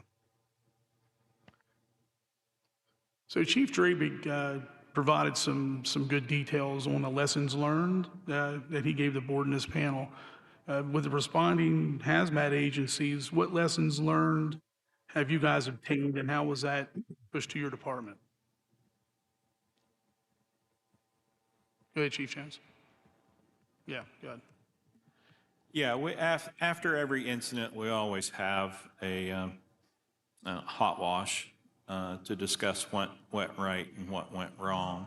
And yes, we learned we needed better maps of areas that we're going into, especially that evening. From some of the other first responders we talked to, we thought the water was going towards State Line Lake, which in fact it was going the opposite direction. So we need to have updated maps, better GIS capabilities in our department. Yeah, same question, Chief Brewer. Your hazmat teams, lessons learned that you obtained, and what did you go back to your department and additional training, things of that nature? I think, again, as both chiefs said, training is probably the biggest thing that we looked upon. We do an after-action report also of our team's response to the assistance of East Palestine, and training is probably the biggest one. Equipment, what other equipment do we need or would we need for incidents like this? However, this was a big incident. Whatever we had wasn't enough, and whatever East Liverpool had was probably not enough. So mutual aid, relationships with other teams throughout the region is big also. Thank you. Chief Drabick, does Columbiana County have standard operating guidelines or procedures or some type of memorandum of understanding for the out-of-county emergency response agencies? Yeah, there's MOUs in place for that through the EMA. Do these outside responding jurisdictions have the capabilities of communicating with your fire department units or emergency response centers, such as radio interoperability? Some do, some don't. Communications is a ginormous issue in this county. There are several PSAPs. There's not one centrally located 911 center. There's not one centrally utilized frequency in the county, or in the neighboring counties for that matter. So communication is always an issue for us. Our dispatch center, for example, has one dispatcher on at any given time. That's it. So an incident like this, they were being overwhelmed with radio traffic, phone calls, trying to make phone calls, receive phone calls, get other assets in place. Our dispatch center dispatches 3 fire departments and 2 police departments. So something of this magnitude is overwhelming to them, and they rapidly got more workers in there to help. But communication is a big issue. A centralized 911 center would be a great step forward to solving the communication problem. So describe with the radio interoperability problems, how does that affect a major accident like you just had in East Palestine? It's a ginormous problem. As I believe Scott was discussing when he arrived, there were several fire chiefs standing in one location. Part of that was to overcome communication issues, being able to communicate with different counties, different entities, different states, all running on different radio frequencies. And our area is not the best for communications as far as repeaters or being able to access frequencies. So it's a struggle. It's a big struggle. So does the county have any capabilities to do any type of patch-in capabilities, at least for the first alarm assignments, such through their dispatch center, any way to patch in the outside jurisdictions? Not that I'm aware of for our dispatch center. We don't have that capability. Some of the other dispatch centers may have that, like the Sheriff's Department dispatch center that dispatches the majority of Columbiana, or the big portion of it. But we do not have that capability. We have different frequencies in our radio for our commonly used mutual aid departments that we can speak with them. But as an overall communication, no. Thank you. Chief Dan Swords. Again, Chief Draper described some needed changes in the way we're training firefighters in the state of Ohio. What would it take to increase that volunteer firefighter to meet that minimum NFPA consensus standard?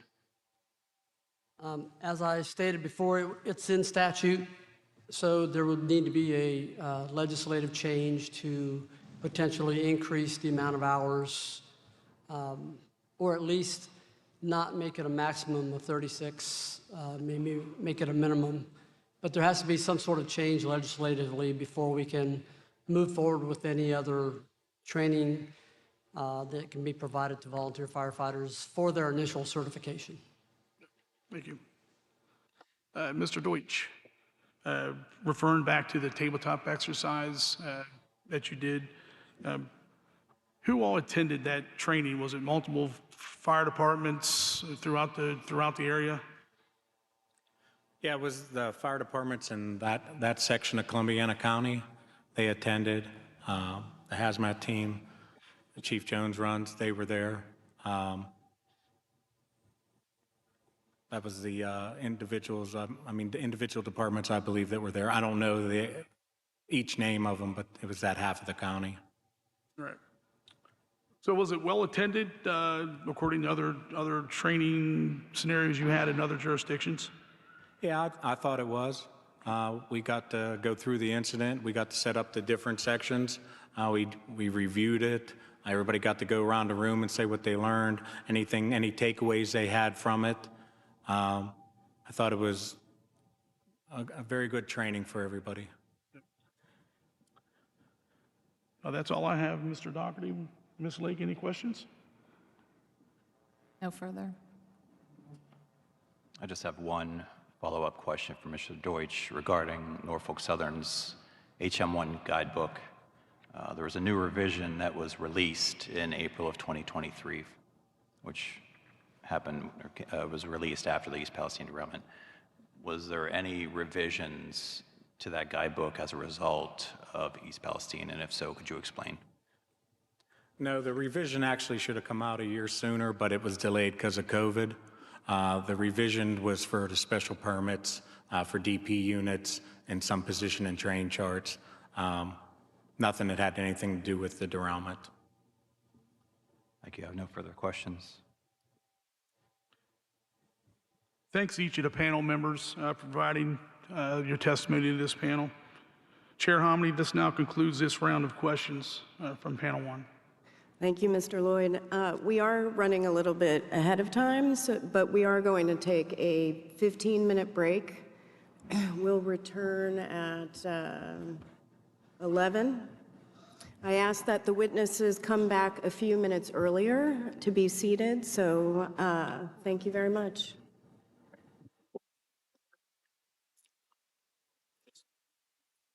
Just in the nick of time.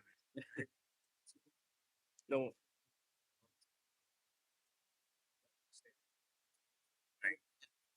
Meaning, trade specifically. I think the issue is that they fall after they disconnect. So I remember that from the paper.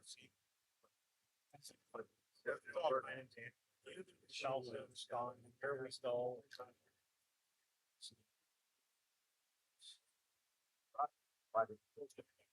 That's what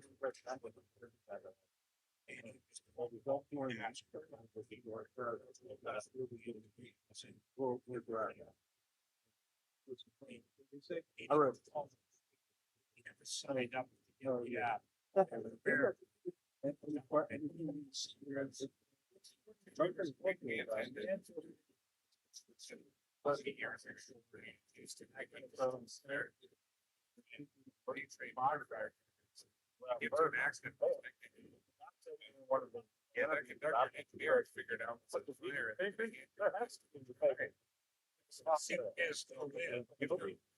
if they win, maybe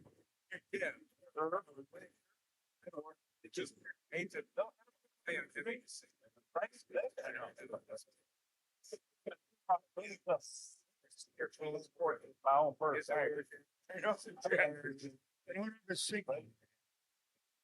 We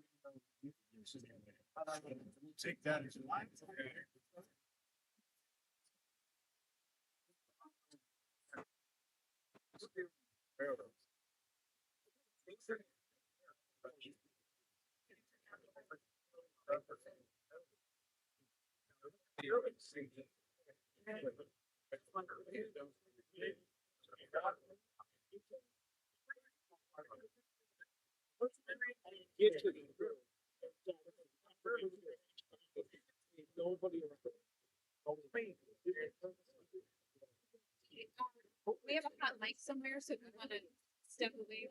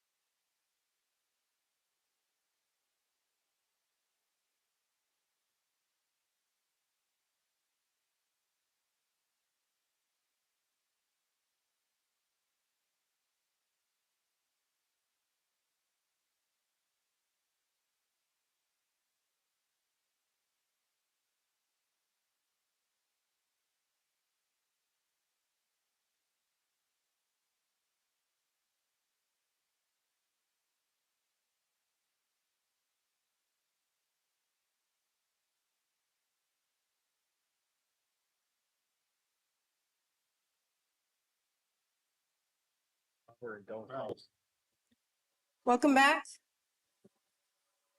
We're now ready to proceed with witness testimony. Each party will have an opportunity to question the witnesses. Please remember that only the designated party spokesperson may question the witnesses. Due to time constraints, we will have one round of questions. If you believe a second round is warranted, again, please raise your hand. I'll determine whether it's appropriate. If granted, again, the second round will be limited to questions that clarify the record or address a new matter. I'll now turn the floor over to the parties for questioning, and we'll start in the middle with parties from the labor table and proceed to my right. And then parties from the industry table will go last. Labor organizations, the floor is yours. Randy Fannin, BLET. This is to the first responders initially on the scene. How long after arrival and you were set up until you obtained the hazmat paperwork, either from the train crew or from NS?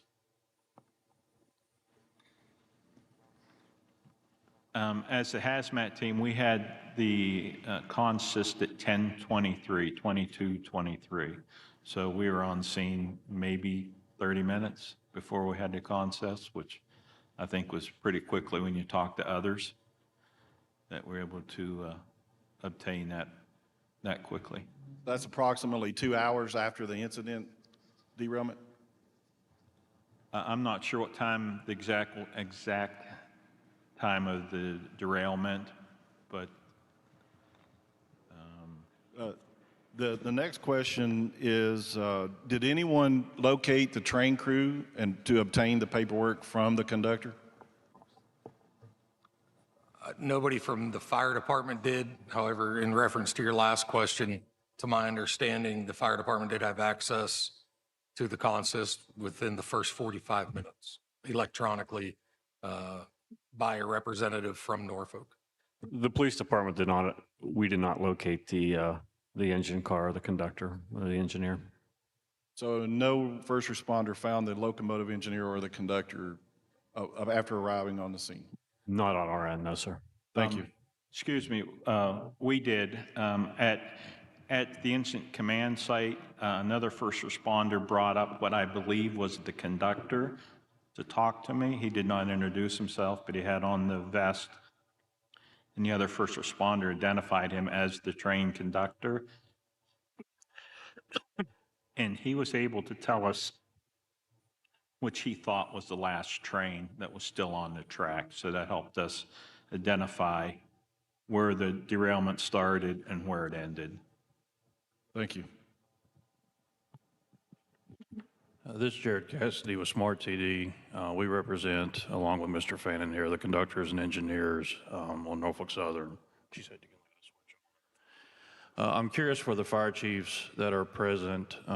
In your training and education with the railroad, are you all taught what capabilities and knowledge and awareness the train crew has when it comes to hazardous material placement in the train's consist, and what information they have available? Is that something that's relayed to you during the educational process for your first responders?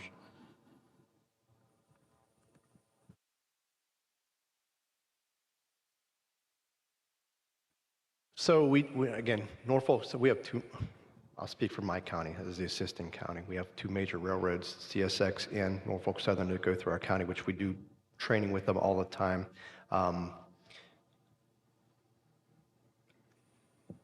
I believe this is the last time we had was a few years ago with Norfolk Southern, but they do tell us the training that the conductors do too. So, but as first responders, as a hazmat team, our guys are specifically looking for the consist, however we can get that, and if that's going for the conductor, that's our main goal.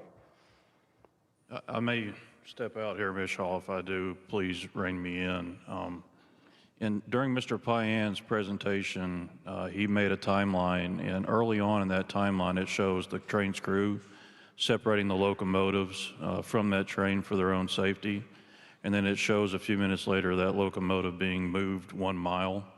Are y'all aware that the conductor has an ERG book and that he actually referenced that ERG book given the consist information? And the point I'm getting to here is, I would argue the conductor was the first person on scene to know what the evacuation radius was and what the proper response should have been. And I guess so my question is, are y'all aware that he has that detailed of information when it comes to the hazardous materials and the ability to communicate or determine an evacuation radius and then actually follow through with it? And if you did not know that, having known that now, would that be helpful in the future? Because in my opinion, the quickest way to get the consist information, assuming the crew is not harmed in the derailment would be through the crew. So long story short, question is, knowing that now, would that be more of a priority?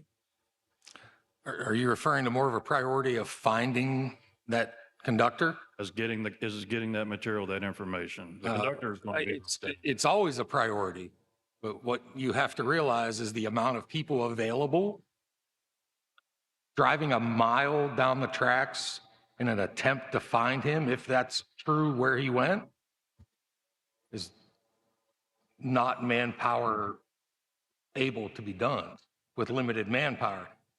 And I know in the police department, and not to interrupt, we weren't even aware that that was protocol of the disconnection in the 1 mile until this particular incident. It sounds to me like probably the best thing that would happen is when they disconnect and do that, maybe they should call 911 and tell them that information instead of us going and having to find them. That's my next question. Your dispatch center would have been in communication with Norfolk Southern Dispatch, is that correct? Correct. And then they would have had that information from the crew. The only thing your dispatch would have had to do was ask the NS dispatcher where the crew was, and they'd have told you. That would be the quickest route. Correct, but in a manpower-driven situation where all hands are needed there at the incident to contain it, small departments like ours, and most volunteers departments in this country, I go back to my manpower statement of we need help getting manpower and staffing, don't have the ability to send people to chase a train. Okay, can I ask then, in an incident like that, I would imagine your 911 center was probably pretty full with calls coming in, is that correct? It was the most inundated I have ever seen it. The 911 line, it was just continually nonstop. Radio traffic with the emergency personnel on the scene. I mean, you have lives, bodies on the ground that they are communicating with. They are requesting additional support. And again, there's that one dispatcher until another body arrives in that seat. So yes. Having been a conductor myself for some time, I would tell you that I would be hesitant to call 911 for that reason. I will tell you my father was in law enforcement. I literally grew up in a police car. And, for me, I would be relying upon the dispatcher to utilize their communications with your dispatcher services so that we could do that. To me, it sounds like something maybe we should talk about going further. But looking towards the future, would it benefit your departments to have prior notification of trains and the hazardous materials that are going to come through ahead of time so that you have a prior notification of those materials? Ma'am, is it okay if I answer even though the time's up? Thank you. For our department, for example, would it be beneficial? Potentially, but you also have to realize we have a train coming through our town on an average of every 9 minutes a day. So if you were to send me a consist for every single train that comes through our town for every day, 365 days a year at 9 minutes a day, can you imagine all the paperwork we would have to go through? Sure.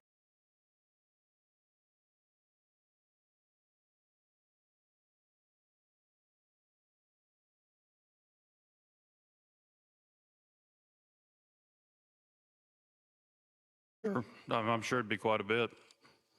All right, thank you. Yeah, and I agree. That would be kind of information overload for us smaller departments. I think if they had contact information of those areas, that if something would happen as quickly as Mr. Deutsch received his consist, if they could send those consists to contact people at those first responding agencies so they would have that information quickly.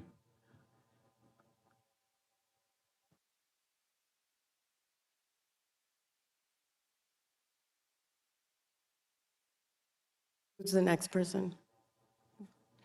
Yep. Good morning, Chief Carey, IFF. First of all, I'd like to say this was a colossal event. And as you described pretty well, Chief, no fire department, police department, or emergency management agency could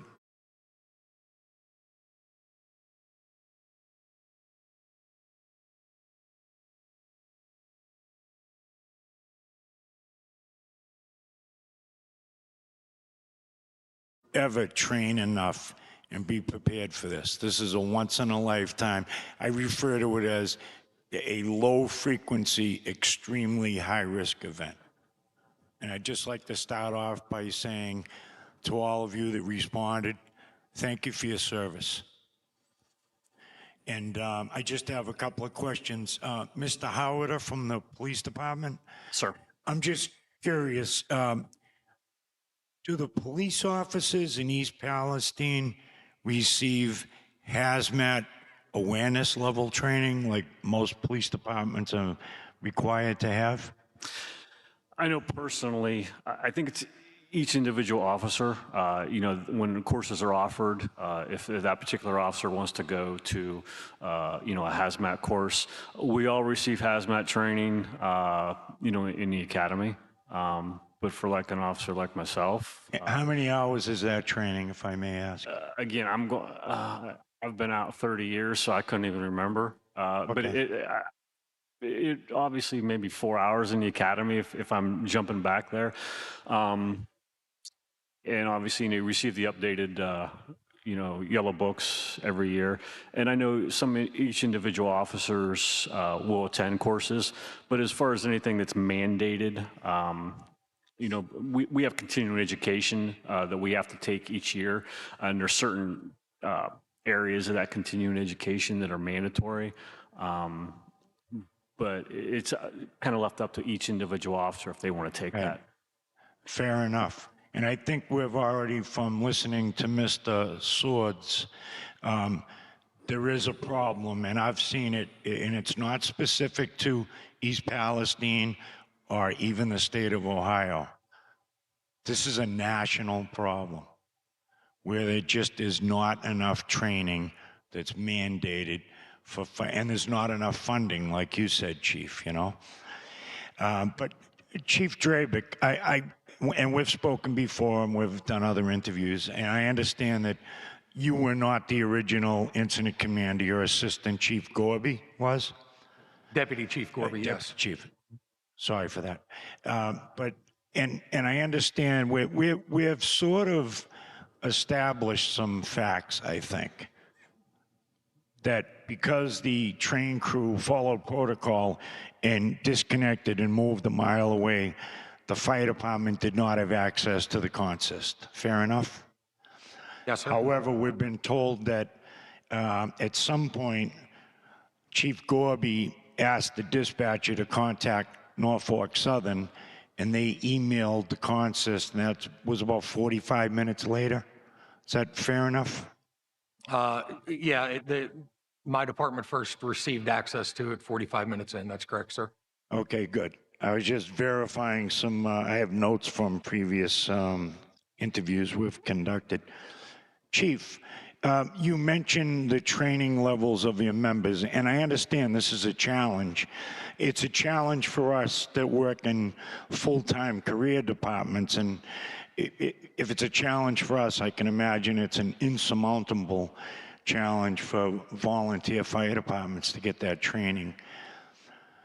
Are all of your people, or at least most of them, trained to the hazmat operations level, like 8 hours or 24 hours? All of our members are trained at a minimum of hazmat awareness. I'm in the process of getting the remainder of the department that does not have operations level classes. Excellent. We Glad to hear that. conducted a hazmat awareness and operations class in conjunction with Columbiana County EMA at our department several months prior to the incident, where all of my command staff and a large portion of the membership were able to get both of those classes. Right, and I understand from speaking with Chief Gorby that he had attended prior to this event training with the railroads, and they introduced the Ask Rail app. They introduced it, but I guess it was never really followed through as far as any of your members signing up and getting access into Ask Rail. Is that correct? That's my understanding, yes. Yeah, that's kind of the way I understood it as well. So getting back to Mr. Howard, you mentioned that this 1 mile evacuation Yes, sir. Do we know who ordered that and how they determined the 1 mile? What I'm getting to is, and we haven't got a clear answer in this up to this point,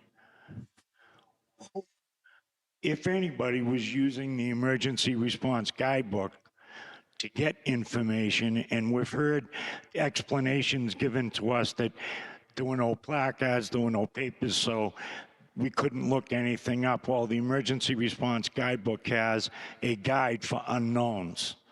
And we're trying to figure that out. When I received notification that it was from our dispatcher that the fire department had requested a 1 mile evacuation radius.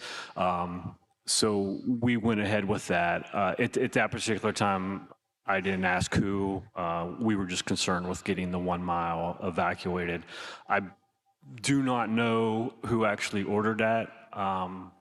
And where that come from, other than our dispatcher relayed it was from the fire department. Right. Okay. That's just one of those little things that. Yes, Chair. Sorry, you're out of time, but if you need additional time, we can talk about that. I just want to make sure others have an opportunity. No, I'm fine. Thank you for your time, and thank you for answering our questions.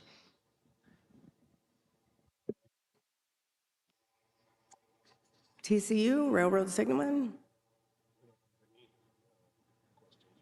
Oh, do you want to yield any of your time to the chief?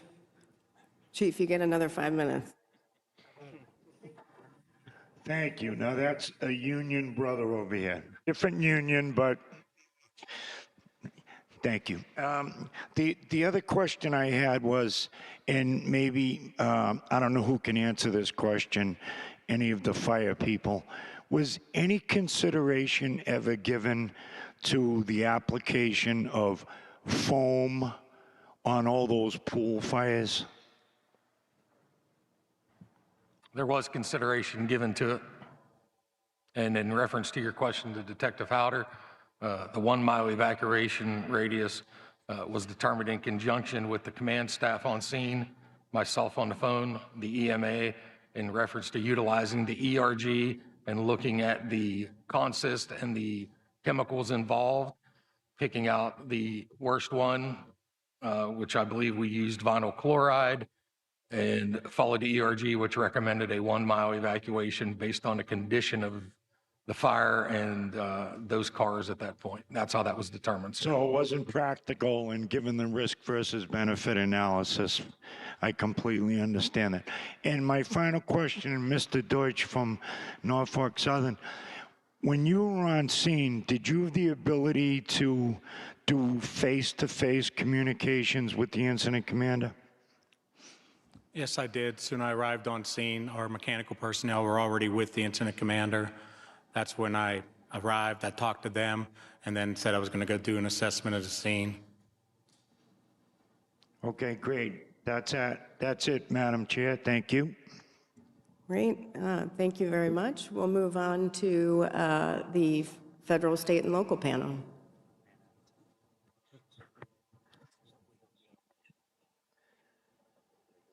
Thank you, Chair Hamady.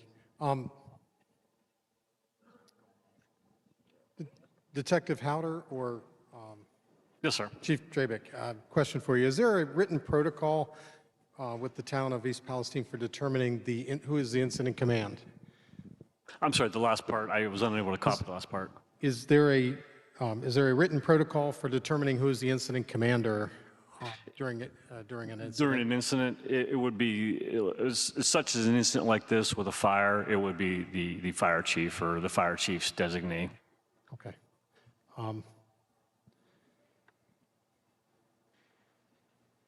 Mr. Deutsch, question. Does Norfolk Southern have a written emergency response plan other than the oil spill response plan required by federal regulations? Yes, Norfolk Southern has the emergency response plan on everybody's desktop in the company. It has plans for derailments, for hurricanes, for tunnel emergencies, all different types of emergencies that could occur in our territories. We also have the emergency response guidebook that states what resources we would bring. That is issued with a QR code at our trainings that we do throughout the country. and it has a step-by-step our process. It shows how we would go into a unified command structure. It shows what the railroad structure is and how we adapt that to the local municipalities in an incident. Okay, so the way that that plan is shared with communities is through the QR code and your training you provide? Is that what I heard you say? Yes, yes. Okay. We have it on, we have training that's provided on an LMS system on our website. We have training set up on the TransCare website that first responders that can't attend our class can attend. And then when they come to the safety train or we do in-station training, we provide that information in that guidebook. It's in one of the exhibits. And does your crew instructions call for the crew to leave the train consist with the responders or to maintain it? They're to maintain it, but they can provide information. They can Dropbox it, they can email it to them, whatever electronic means that the first responder needed. They can have screenshots of it, whatever they need. They can provide that consist information. Thank you. Chief Drabick and Chief Jones.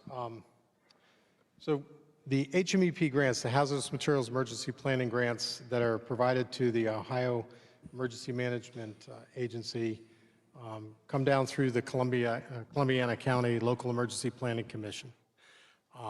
Do you have access to those training grants?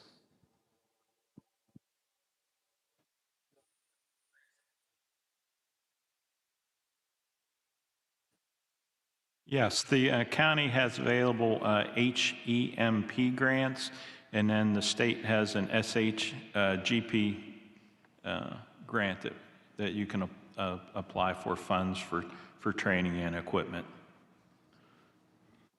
Did you use those dollars, those training grant dollars prior to this incident? The hazmat team has, yes. And those training grant dollars, those HMEP grant dollars also allow for Columbiana County, the LAPC to do mode and route studies. Are you aware of any mode and route studies that were done or any discussion of mode and route studies for your communities? I do know they do route studies, but I'm not aware of what has been done and where. Okay, thank you. Chief Drabick, you mentioned that you have access to AskRail, the AskRail app now. Prior to the incident, had you heard of it? I personally had not heard of it, no. Thank you.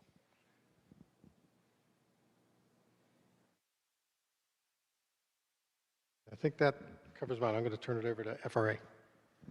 Okay, good afternoon. I'd like to reinforce the sentiment that was mentioned earlier about our appreciation for what you did, what you went through. It was pretty impressive, and we all owe you a debt of thanks, so thank you for that. Question for you. I noticed in the timeline, and Detective Howder, you mentioned that there was, you ordered when you were first there, an evacuation around the streets parallel to. Was that just based on the proximity to the fire, or was that also in understanding, or did you get a call from the fire department that said you should start to evacuate those folks? After I first arrived, and then the fire department started, rolling in, I was with them a brief time, and sometimes it lapsed, and then when it left at one point, I had seen fire starting to spread visually, and and I made that determination with our other officers that it would be prudent to start getting residences that line those tracks in case that fire started. It was strictly for the fire at that point. Understood. Thank you. For all of you, for the first responders, is there training, or do you understand that there is a sign at every grade crossing, a blue sign that has a number on it that you can reach a railroad if there's an emergency. I'm just curious about the training that that the first responders are getting and their understanding of what that sign is and how it can be used. Yeah, we're aware that that sign's there, and it's the quick way to get a hold of the railroad. And Mr. Deutsch, can if a first responder called that line and could they request consist information from that line if they need it, if they wanted to? Yes, that number goes to the Police Communication Center, so they'd be able to contact them. Most likely they would transfer them over to the Operations Center, which will then send a consist. Okay, thank you. Mr. Cassidy was mentioning about, getting to the conductor and them knowing, being the ones who really do know they're the best way to proceed. And, of course, I fully concur with that. But given the Ask Rail app, does that change that equation? I mean, do you feel that information is, with the information that's available there, that's complete information and that's really all that you need to make the decisions you need to do at the time? I think that's a very useful app. I think it's a quick way to get the information. It's the same information that we would get from the paper copy of the consist from the conductor. However, as we've been mentioned several times, depends on whether you have cell phone service or not. Yes, Ask Rail app is just another tool in the toolbox. It gives us an idea of what's on the total train, but it doesn't tell us where the incident is and what's involved until we get further into it. So it's just, to us, it's just another tool in the toolbox. And then I heard the conversation before about if you were to get notification ahead of time of every train come through, it could be overwhelming based on the size of the department and the traffic of train through a community. And maybe the Ask Rail app helps there. Is there other information or is there anything else you can think of that would be beneficial or helpful? Chief Drabick, you mentioned more training and more manpower. But as far as information that's available for emergency response, is there anything else that you all can think of that would be beneficial and help your cause? I can't think of anything right off the top of my head. I go back to if I get a consist for every single train that comes through my town every day, I'm going to need to hire somebody just to manage the consist coming through. Due to the sheer magnitude of trains that come through. So I don't have an answer to that question, sir. Okay, that's fair. And then another question came up here. And Mr. Deutsch, you had the tabletop exercise. Did that include the police departments? Yes, there was police. I don't know what departments that were there. Okay, thank you. I can help you on the how to get other information for not sending a consist every train.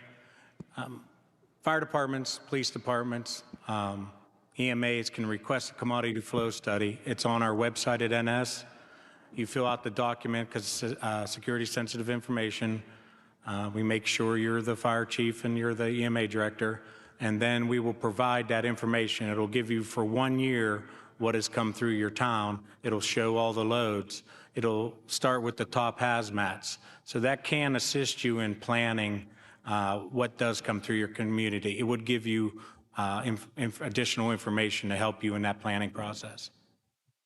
Yeah, that's helpful. Thanks for that. And so for Chief Drabeck, were you aware of, well, you know that the railroads have to give that information that Mr. Deutsch was just talking about to the state emergency response folks.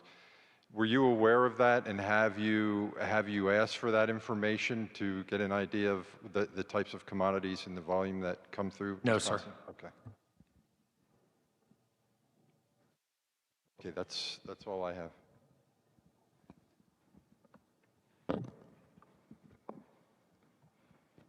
Does the village have any questions? No questions. Okay, then we'll go over here to the industry panel. Trinity Rail has no questions. Okay. Thank you. Dave Gooden with Norfolk Southern. First couple questions are for Mr. Deutsch. Mr. Deutsch, as far as training is involved, does Norfolk Southern offer weekends or training at night for first responders if requested? Yes, we do. Our training is based on the location that we have the safety train in. If it's more career departments, a lot of time that's in the daytime, or different shifts, we stay there so we can train the different shifts as they come out. If it's a lot of volunteer, there's more nighttime classes set up if it's a volunteer area. And if we have a good mix, then we have daytime and evening classes. We also have Saturday classes. A lot of times when we do that full-scale drill, a lot of those are on a Saturday, just because of volunteers and people working so they can get everybody there for the training. There's actually a Saturday training with the safety train, a Thursday, Friday, Saturday, coming up in Harrisburg, PA in July. So we do provide it other days of the week. All right, thank you. And also, you mentioned in your opening statement that you have experience as a first responder. Is that correct? Yes. About how many years did you have? I have 40 and I have 22 in industry. Okay. With that experience, on the night of the derailment, how did you utilize that experience to assess the situation, provide feedback and recommendations to keep the first responders safe? So when I did my assessment, I saw what type of fires were burning. I did not see pressure fires at the time. I knew it was a pool fire. I knew it was one of the Acrylate cars because I worked with that product in previous employment. So I knew it really seemed like butyl acrylate. It could have been the other one. They have a similar smell. So I knew that car was ruptured, and that was most likely feeding the spill fire. I saw a large spill fire in the ditch.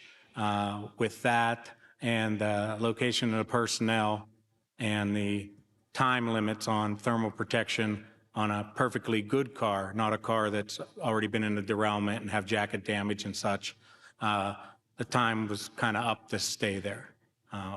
My concern was the pressure relief valve starting to go off, and I believe when I got everybody out of there with my contractor and we discussed that, about 30 minutes after everybody had left, the first one went off. So that's based on my experience. We do training in industry where if you don't protect the pressure relief vessel that has a relief valve on, it can release. So I'm aware of that situation. You couldn't see the orientation of the cars real good with all the fire and the smoke to know where the pressure relief valves are orientated on the car. So with that and those unknowns, it was time to get everybody out of there. All right, thank you. And one question for Chief Jones. Chief, I think you mentioned earlier that you had already had information prior to arriving at the derailment about the train consist or about the train derailment in general. Did you utilize AskRail to find that information? Yes, we used AskRail once we arrived on the scene. Coming from our community to East Palestine, we were able to come up with what's called Route 170, and we were able to make it right to the train crossing at 170 and Taggart Street. So we're able to get a train number off of that just to get what was included on the train. We didn't know what was involved at that point.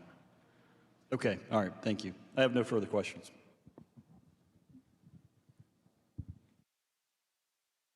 Yes, Oxyvinyls has no questions for the panelists. However, we just want to thank Chief Keith Drabeck and all the organizations represented by the panelists today for your emergency response efforts in this incident. We just sincerely appreciate your efforts. Thank you. All right, thank you. The parties have concluded their questions for panel one. The last group to question the witnesses will be the Board of Inquiry. Each board member will be limited to 5 minutes. Again, we will determine if there's a need for subsequent rounds. We'll use the same order we always use, so I will turn it over first to Vice Chairman Landsberg. Thank you, Chair. This whole incident reminds me a bit of the fog of war that they talk about in combat, where things are happening and very rapidly, and there's a lot of challenge in terms of communication and even the best laid plans. Mr. Deutsch, how many hazmat events does Norfolk Southern have in a typical year? I don't know the exact number, but we would consider a hazmat event just a car that's leaking product, just one dripping down the side of the car from a valve not being shut or something. So total, Okay, all those, I'm not So how sure. many that involve significant first response? And I realize significant is in the eye of the beholder, but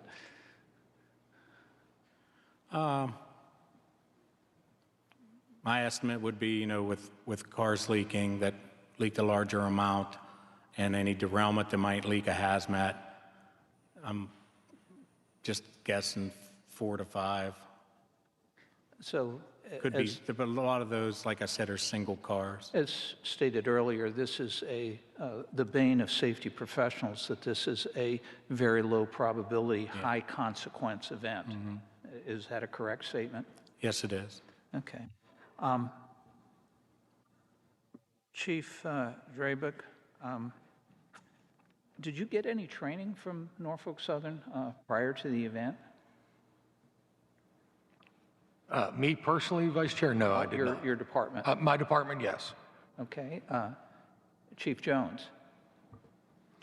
Yes, we were actually involved with 2 trainings with Norfolk Southern. They had the training we went through in October. They had that, not sure the exact date, but it was pre-COVID. So they broke it up into the northern part of the county and the southern part of the county. And with us being the hazmat team, we were involved with both sets of training. Chief Brewer, same question. Same answer, yes. And we know Scott from his previous employment, so we have somewhat of a good relationship with Norfolk Southern, but yes, they did provide training. Did you feel like it prepared you at least somewhat for this particular event, Chief Drabeck? Somewhat, yes, but I don't think you could ever prepare for an event of this magnitude. Okay. Chief Jones, Chief Brewer? I believe it helped, but as Chief Drabeck said, you can prepare all you want, but there's so many variables that can happen that you just have to have a very fluid and dynamic plan going into it. Okay. Mr. Deutsch, how many on-site training events did Norfolk Southern do last year? We trained 4,000 to 5,000 first responders. How many organizations? I couldn't answer the exact number of organizations, but they're in the 22 states in our territory. Okay. And we did, that's everything from station training to a volunteer department that has a 2-hour training window in the evenings, up until our larger events with TransCare and with our safety train. Could you estimate a percentage of the number of communities that are benefit from that versus your railroad structure? I don't have an exact number for you. Okay. We can get that information for you and provide it to you. That would be helpful to know how broad a spread you have in that regard, and perhaps are there any plans to ramp up those activities? We still haven't done our actual after action report because we're still active in the scene here in town. So our hazmat group will meet in the next couple months and we will review all of that. And then we usually put our schedules out in December and we'll take all of that into consideration, what occurred, what we've heard here today, notes that people were taking for as what training they need, they haven't had, and we'll put all that together. I guess my last question, so we've heard the real challenge of getting information on the consist and so forth. And you mentioned there's a phone number that any first responder could call. Is that widely distributed, and do all the first responder organizations know that if something happens, barring anything else, where and how they can call that number? It's during our training sessions, we go over how to contact the railroad for any type of emergency, not just derailments, just if they need access to our right-of-way to fight a house fire or they're near our tracks to notify us. We provide that number several times in that training. If they attended that training, they would have had that number. They would have had that emergency guide planning book that has that information in also. Far as just distributing it, a lot of the 911 centers have it. When we do the tabletops and do the trainings, we explain to make sure your dispatch center knows what railroads come through your community, because where I live, there's several. It's not just NS. And to make sure that's already in their CAD systems. That'll then speed this whole process up. They'll have that phone number. They'll be able to call that phone number and get a consist right away. Perfect. He's absolutely right about the train consist. The crew has that.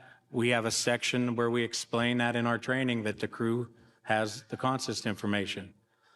But as Chief Drabeck said, if you don't have the manpower when you first get on scene to send somebody out there, that's why the phone number is so important. the phone number's there for the dispatch center. Thank you, Chair. No further questions.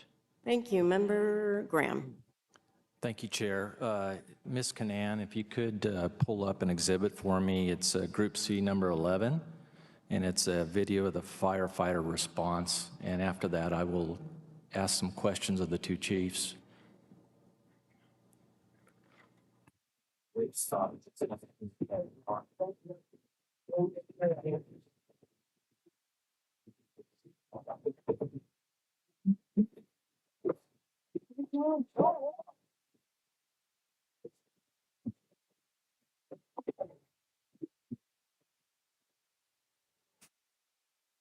Thank you for that. Chief Drabeck, are you able to identify the location where this video was taken? I am not. How about Chief Jones? I am not aware. Okay. Based on your experience, can you estimate, let me ask, have you seen this video before? No, sir. Okay, it was just released this morning to them, I assume. That was one of the tank cars on fire in front there. I know it was a little hard to see, but on your experience, can you estimate the distance between the firefighters and that tank car in front of them? Chief Drabeck? Could you play it again so I could? Yeah, if you don't mind. Ms. Canan, can you do that?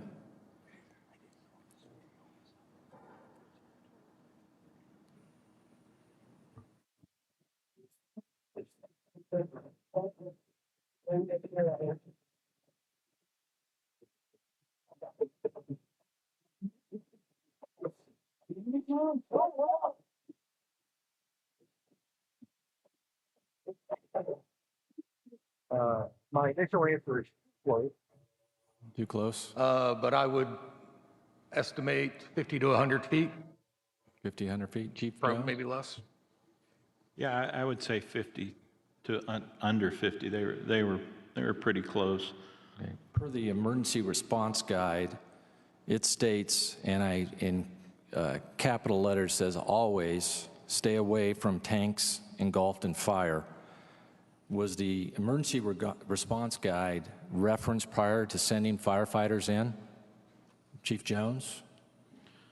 I am not aware. We did not arrive until like 10 minutes till 10, and we were not, I was not specific with firefighting operations at that time. We arrived as hazmat, and I don't know what time that video was taken. Was it time stamped? So I'm not sure how far into the scene, how far into the incident that was when that video was taken. Thank you. Yeah, same answer. I don't know how far into that video was taken. I'm not even sure what department those firefighters were with. Okay. If you notice, the firefighters seen in the video are carrying a hand line. Based on your experience, what is the effectiveness of a hand line against a fire of that heat and magnitude? Chief Drabeck? That's going to depend on the product that's involved. and what their intention was with that hand line. Was it exposure protection or extinguishment? The emergency response guide states for massive fire, use unmanned master stream devices or monitor nozzles. If this is impossible, withdraw from the area and let the fire burn. Based on your firefighting experience, why are unmanned master stream devices or monitor nozzles recommended for massive fires?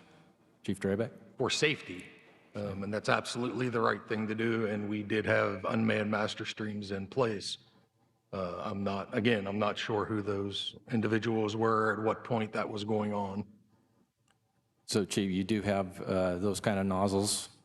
Yes, sir. Were they initially deployed? Are you aware of? That I'm aware of, yes, they were deployed fairly early into the incident. I couldn't give you a exact time as to when that was. Okay. Chief Jones, same question for you. Do you have those devices, and were they deployed when you first arrived on scene? Yes, our department does have the unmanned monitors, several types. But again, that was not my basis there that night, so I did not notice any unmanned nozzles. Thank you. And one final question before my time's up. What firefighting guidance did Norfolk Southern provide during the initial phase of the emergency response? Chief Drabeck? I cannot answer that, sir. I wasn't there. And Chief Jones, were you provided any guidance? As far as I know, the only guidance that I received, like again, we were strictly there for hazmat, was when sometime during the event, when Mr. Deutsch arrived and their hazmat team arrived, they advised to pull all the firefighting apparatus and personnel back to that 1 mile radius. So they ceased firefighter operations, but I don't know at what time that was. Thank you, gentlemen. Thank you, Chair. Member Chapman. Thank you, Chair. Mr. Deutsch, I understand I think you said this morning, there are 2 levels of emergency preparedness exercises, tabletop and full-scale exercises. How is Norfolk Southern able to communicate and coordinate the timing and the participation for those sorts? In other words, how do you get the word out to agencies that these are coming up, they're scheduled, and how do you ensure that the local agencies participate? So usually we're contacted by a particular county in the states we operate in or a particular fire department. They've been to our training or they've seen our training online on our website.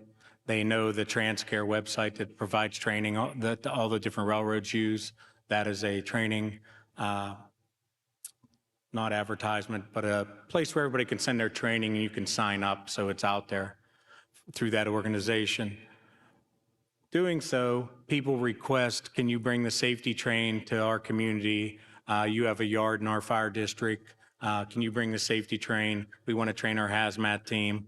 So we'll make arrangements then to accommodate them, provide that training. And as far as the tabletops, it's the same way with the tabletops. They receive some type of grant money that he was talking about earlier, HMEP money or whatever it might be. And they schedule a tabletop, and then we assist in that tabletop. If they don't have grant money, NS has paid for tabletops in areas where people have called and requested training. If they contact us, we work them into the schedule and set up training for them. And you get a good level of participation? Yes. Yes. Chief Drabeck, others, if you want to comment on this, do you find these exercises, recognizing that it's virtually impossible to prepare for an event of this magnitude, just as a general matter, do you find these exercises worthwhile and useful? I think anytime you can get training with subject matter experts or industry professionals, it's definitely beneficial. And firefighters are a different breed. They don't want to sit in a class all day and listen to someone PowerPoint them to death. They like the hands-on. They do better with hands-on training. So these tabletops and functional exercises, they're a lot better for the firefighters because they learn more. with what they said, there's no better training than them bringing the tank car, a car or cars to us so that we can use equipment on them. So hands-on training was what they said. Chief Swartz, does your agency participate in these events? No, sir, we do not. We just oversee the training through the chartered fire training programs. Understand. Chief Drabeck, I'll start with you, but I certainly will invite others to comment. I recognize, Chief, that you were not there in the initial phases, but based upon what you know from discussing with your teams, what were the key challenges in terms of coordination and communication during that first hour or so of the event? The first challenge, of course, was communication. Being able to communicate with all the other agencies coming in, being able to get those agencies there and get them on the correct side of the tracks that we needed them on, and then just overall coordination of the incident. Again, I divert back to communication being the biggest issue we had. Others care to comment? Chief Jones? Yeah, it's always a challenge, and our first priority is responder safety and then public safety. And responder safety that night was a huge challenge. If you look at the size of the incident, you had two sides that you had responders on. So I think that was a huge challenge for the incident commander that night, was making sure the responders were safe. Our next challenge is also what's involved, what's leaking, how much is leaking, and it was difficult to know that night exactly the way the cars were accordioned to know what was leaking and how much was leaking. Those were our biggest challenges. Any others care to comment? Chair, I just want to say quickly how much I appreciate, and I know all of us do, the hospitality of the community in hosting us this week. We know this has been a difficult time, and we thank everyone for making us feel welcome and for providing the opportunity to conduct this hearing. I think it's very, very helpful. Thank you. Julie, don't pull it up yet, but in a second I'm going to ask you to pull up Group M, Exhibit 9, but don't pull it up yet. Okay. Mr. Deutsch, whose responsibility is it to maintain and provide the train consist? The railroad will provide the train consist. Mm-hmm. And earlier, I think we were hearing that it was the responsibility of the crew, though. Yeah, the crew will provide the consist. The dispatcher in Atlanta can provide the consist, and you have the potential of getting it off Ask Rail if you have Ask Rail. Okay, so the crew can provide the consist. The railroad has a responsibility to provide the train consist. Okay. What time did you arrive on scene? Might have been around 11:30. The video I shot was like 11:45, so I'm guessing around 11:30, somewhere in there. Okay. And Chief Drabeck, I agree with you. It is not the fire service's responsibility to drive a mile up and find a train crew while they're trying to deal with a terrible incident. It is the railroad's responsibility to maintain that and provide that information according to federal regulations. So just reading through all the transcripts of the interviews, so East Palestine Dispatch did call Norfolk Southern at 9:04 p.m. in Atlanta to obtain information about the derailment. 9:04. I want you to keep that in mind. NS said they'd have to call him back. Another call was placed at 9:30 by East Palestine Dispatch to Norfolk Southern about whether they should start evacuations. I'm not sure whether they got return calls, but the timeline for the consist itself shows that Columbiana County Emergency Management Agency received the consist via email from Norfolk Southern at 9:56 p.m., basically a full hour later. The deputy chief of East Palestine, 9:45:10. Chief Jones didn't receive the consist until 10:23 and had to get it from SEMA, I think, or the Columbiana County Emergency Management Agency. The East Palestine Police Department didn't receive the consist until 1:30 a.m. And the East Palestine Fire Chief here found the printed train consist at the command post at 2:15 a.m., sitting on a desk. Can you explain why it took so long to get the train consist to those that are responsible not just for protecting their own firefighters, but for and protecting those in the community, but for making sure that they were able to fight what they were facing? I'm unaware of the dispatch center calls from East Palestine to NS. I'm not aware of that. When I got a call from EMA Director Clark, I then sent the consist that I received while I was en route to the scene. It is the railroad's responsibility to provide that train consist.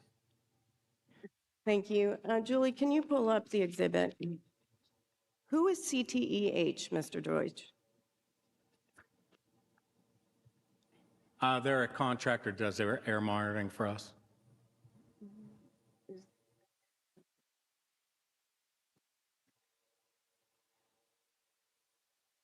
you want it to start at page 1? Sure. Exhibit A.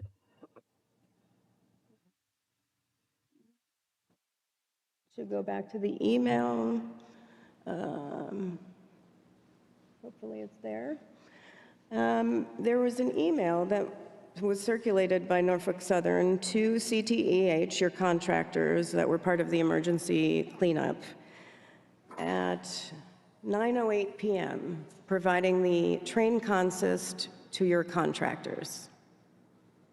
How is it that Norfolk Southern could provide the contractors responsible for cleanup with the information within 12 minutes of the derailment and took an hour to several hours before providing it to emergency responders? In this email, that was our IH department sending it to the air monitoring contractors who were based in Arkansas to bring monitoring equipment based on the chemicals that were in the derailment. I can't explain the time frame. Thank you. I don't have further time, but I will ask Vice Chairman Landsberg if he has further questions. No further questions, Chair. Thank you. Member Graham. I do have some more, thank you. Chief Drabeck, on page 8 of your interview transcript, you stated about 30 minutes after the incident, you determined there needed to be an evacuation zone of 1 mile. Please discuss how you determined that. By looking at the ERG. ERG? Correct, sir. ERG. And once you determined that, how did you communicate the evacuation recommendation?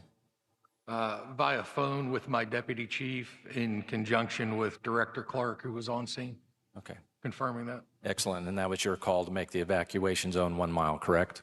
That was a consensus amongst all of us in reference to the ERG. Thank you. Mr. Deutsch, you stated earlier that a 1 mile evacuation zone was appropriate in your, a little earlier, is that correct? When I was contacted by Columbiana, they had the ERG, and they asked me if, based on ERG guidance, based on vinyl chloride, should we evacuate?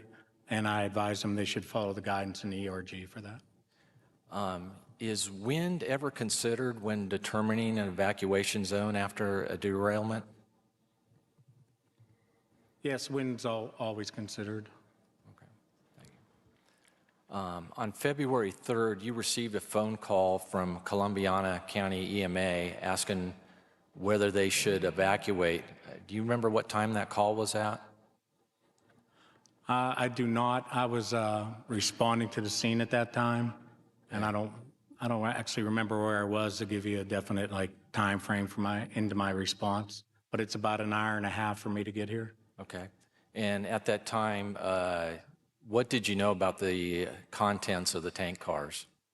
I knew that the lines that were derailed between the two sections upright train contained vinyl chloride, contained an ISO car, contained some non-haz tank cars. I was aware of the hazmat that was involved in that section of cars. And did you provide any guidance regarding the evacuation? On my way there, so that I can continue to drive there, I gave them my boss's phone number so that he could talk to the incident commander and give him guidance on the situation they had in front of them. Does Norfolk Southern have any policies or procedures regarding advising cities or town officials about evacuation protocols? We direct them in the resources that are out there, like the ERG, and guide them through what they're looking for, making sure that they're looking at that correctly. But we don't issue the evacuations. Okay.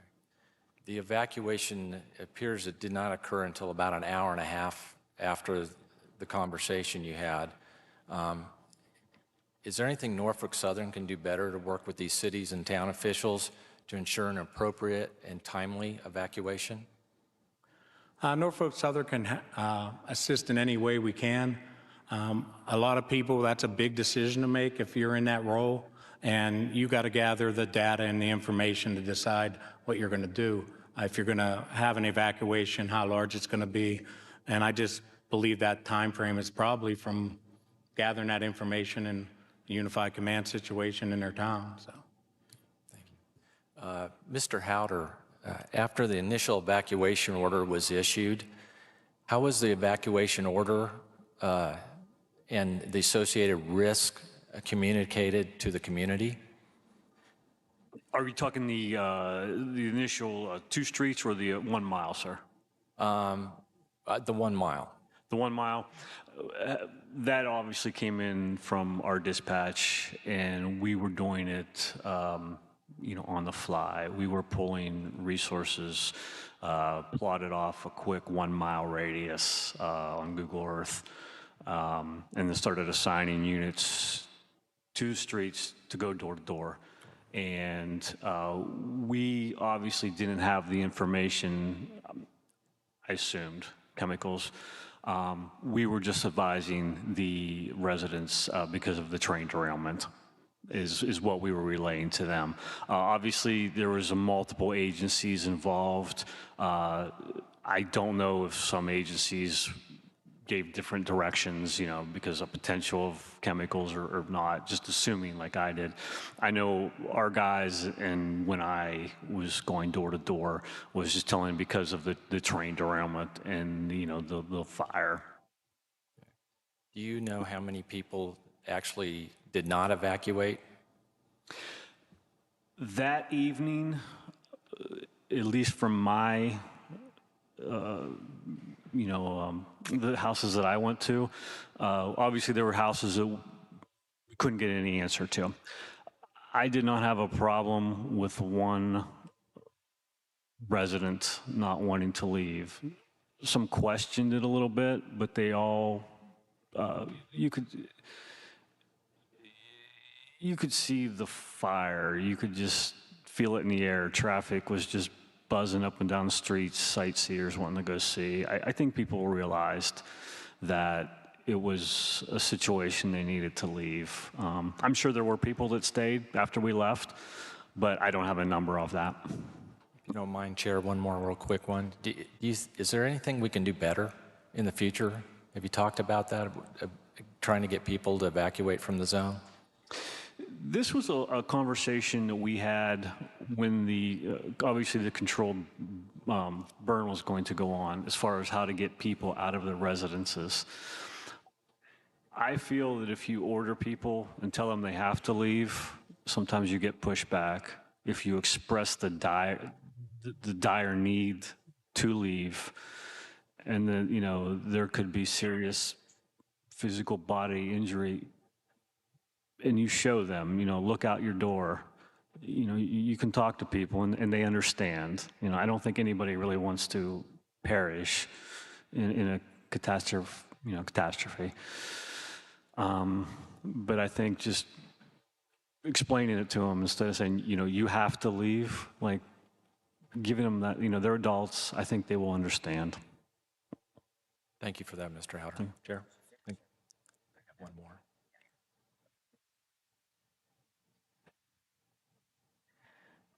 Member Chapman. Just a couple of quick ones, Chair. Mr. Deutsch, a lot of discussion this morning about the Ask Rail app, and I understand that's a collaborative product. But who or what is the lead agency or the lead entity in coordinating the Ask Rail app? It's operated by RailLink, but all of the railroads have a representative that's on the committee. Okay. And you said your experience is that the accuracy of the Ask Rail app has been pretty good? Yes, my experience has been good. Chief Drabek, again, recognizing that you were not there in the earliest stages here, but based on your discussions and also Chief Howder, we've talked about, you know, trying to track down the crew and how difficult that would be. But in those early stages, there was really no way to know whether there had been any casualties as a result of this accident. So you had no way of knowing whether there was even a crew to track down. Is that correct? That's correct, sir. Chair, that's all the questions I have. Thank you all very much. Thank you very much. A few questions. So the Ask Rail app, first you have to know about it. You have to know it exists, and then you have to get access to it. But one thing I think most people may not be thinking of, other than you all, is the Ask Rail app and the consist gives the cars in order. In a derailment, all the cars are bunched up and in different places, making it very difficult, especially when you have placards that burned. Has Norfolk Southern talked about any sort of different type of placarding as a result of this for rail cars to make sure that responders can actually see the information? We have not had discussions on that. At this time, we still haven't had our group, the hazmat group, have our after action for the event. Understood. Thank you. I do want to talk about training a little bit. I am trained at the hazmat operations level, and there is a difference between what Norfolk Southern provides, which is good training. It's more familiarity with tank cars and DOT 105s, 111s. It's not hazmat operations level training. That's very different. The National Fire Protection Association has NFPA standard 472, which lays out different types of training, awareness, operations level, and a third of fire departments are trained at the awareness level, which is the most basic, and not a ton of them are trained at the operations level, which I think needs to change. And so I want to talk about that a little bit. There are significant differences between training for career firefighters, and I know we got to this with Mr. Lloyd's questions, and volunteer firefighters. But Chief Jones, can you talk a little bit about how that impacts the volunteer fire service and what should be done, and do other states have that type of different training? My department is a career department, so of course we have, as you stated, different levels of training. I believe, just speaking in our area, it's tough to get these men and women trained at all. And part of that is, besides during the week, you do have an issue with backfilling during training. Yes, in my department, that's one of our biggest issues. If I send someone to training, I have to backfill with overtime. But when you look at the volunteer, these men and women work full-time elsewhere, so they're doing this on their off time. So getting that personnel trained is very tough. Do others want to comment on the training? Sure. It is very difficult in the volunteer fire service as a whole to get people trained to adequate levels, levels where they should be. There should be no segregation between career and volunteer training. It should be a standard training across the board. It's very hard to accomplish that. A lot of that is department specific or area specific, what their requirements are. The more stringent the requirements, you stand a potential of having less people able to volunteer, able to participate. You do what you can to try and get that. You try and meet the minimum standards as required by the NFPA. I don't think anybody could ever meet all of them. But there needs to be something, more availability of training, more training facilities that are easier to access from rural areas and the volunteers in general. And staffing is always an issue, and that comes down to training as well as finances. Do others want to comment on training? Okay, I will. So for my department, my agency, it's a little different because I have corporate people on my agency, the Shells, the Sherwin-Williams, who get trained while they're at their real job, and then they come to ours to do first response or hazmat type. This is a political. This could be political suicide for some of the legislators, though, who mandate training for departments that are already hurting. I'm 100% into training, but when they start putting more mandated training on an already hurting business, if you will, for the fire service, it could drive out some of those volunteers who are already forced to do regular fire training. I'm not downplaying training, and this is where going to a more career department is probably what's needed in some areas of the country. Well, it sounds like if you do even training, perhaps some resources are needed as well. Chief Drabick, I'm out of time. I'm moving on to Member Graham, and then I'll come back. Thank you, Chair. Chief Drabick, how many volunteer firefighters do you have in your department? Right now, my department, counting myself, is 38 members strong. And how many are volunteers? 37. 37, all but you. Yeah, we're a combination department. The only thing that we staff on a regular basis is Monday through Friday, 9 to 5, and that's an ambulance. Everything else, everything on the fire side of the house is a volunteer if you're available, and then we pay you hour for hour. A very small wage. Thank you, Chief. Chief Jones, how about your department? We have a 16-person roster, including myself. Currently, we're down 2 spots. Again, it's hard for career departments to also get members. So we're actually trying to recruit to fill those 2 spots. Okay, thank you. Chief Drabick, before the night of February 3rd, had any of your volunteer firefighters ever responded to a derailment with a hazardous material release before? Not counting myself, I believe we may have had 1, so 2 of us total. Okay. And you said that some of your firefighters had gone to a tabletop exercise, I think it was in October of #22. And did they bring any of that information back and train the rest of the department after that exercise?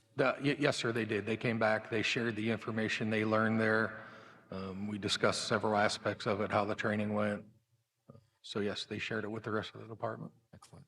And same questions for you, Chief Jones. Had any of your firefighters ever responded to an incident like February 3rd with the derailment and the hazardous material release? No, that'd be a first for all of us to that magnitude. Okay. And did you also, after the tabletop exercise, I assume probably everybody was not at that, were you able to pass that training on to others?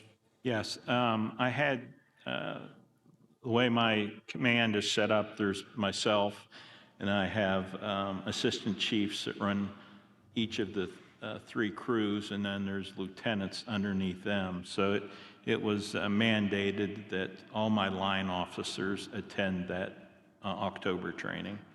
Great. Thank you. Chief Drabek, what recommendations do you have for future tabletop exercises after February 3rd? What would you request of Norfolk Southern or maybe state resources for training crews, especially volunteer crews, to handle a situation like you had? I think making sure that everybody understands the resources available, the resources you may need to handle an incident like this. There'll never be another incident like this. No incident is ever the same. And understanding the communication issues and determining ways to overcome that would be great things to get out to the rest of the responders. Okay. And same question for you, Chief Jones. Could you repeat the question, please? Yeah. What recommendations would you make for future tabletop exercises for the situation that you responded to the night of February 3rd? What could be done better? Well, I think that the training we had in October was as really realistic as you could get for a tabletop event. I think they should happen more often. You do one training every so many years on that subject, it's tough to maintain that information. So I know Norfolk Southern, strapped with their training just as everybody else. But I'm a little different because we're a career department. We actually look for training. We can do that.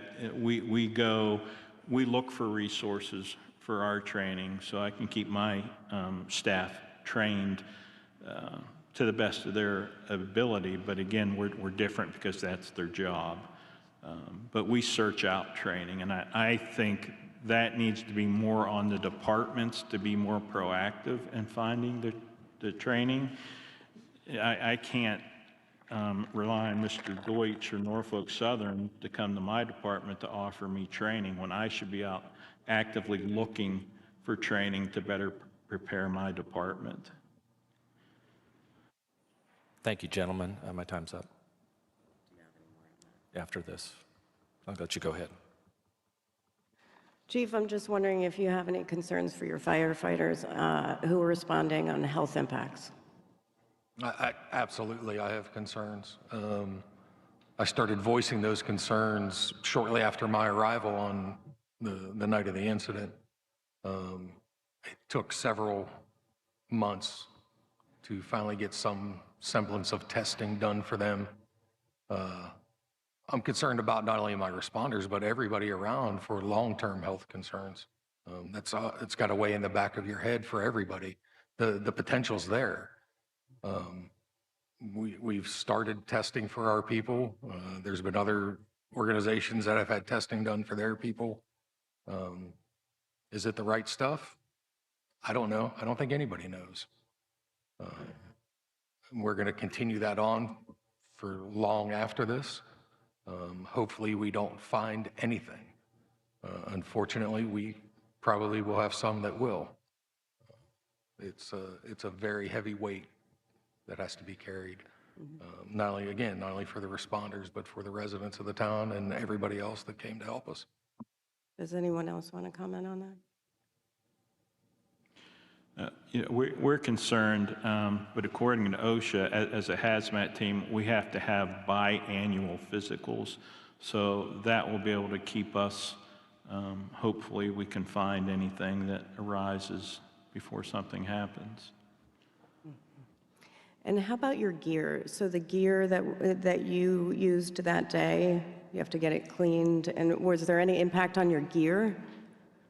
So as far as the gear, every gear manufacturer we contacted recommended disposal and then replacement of that gear.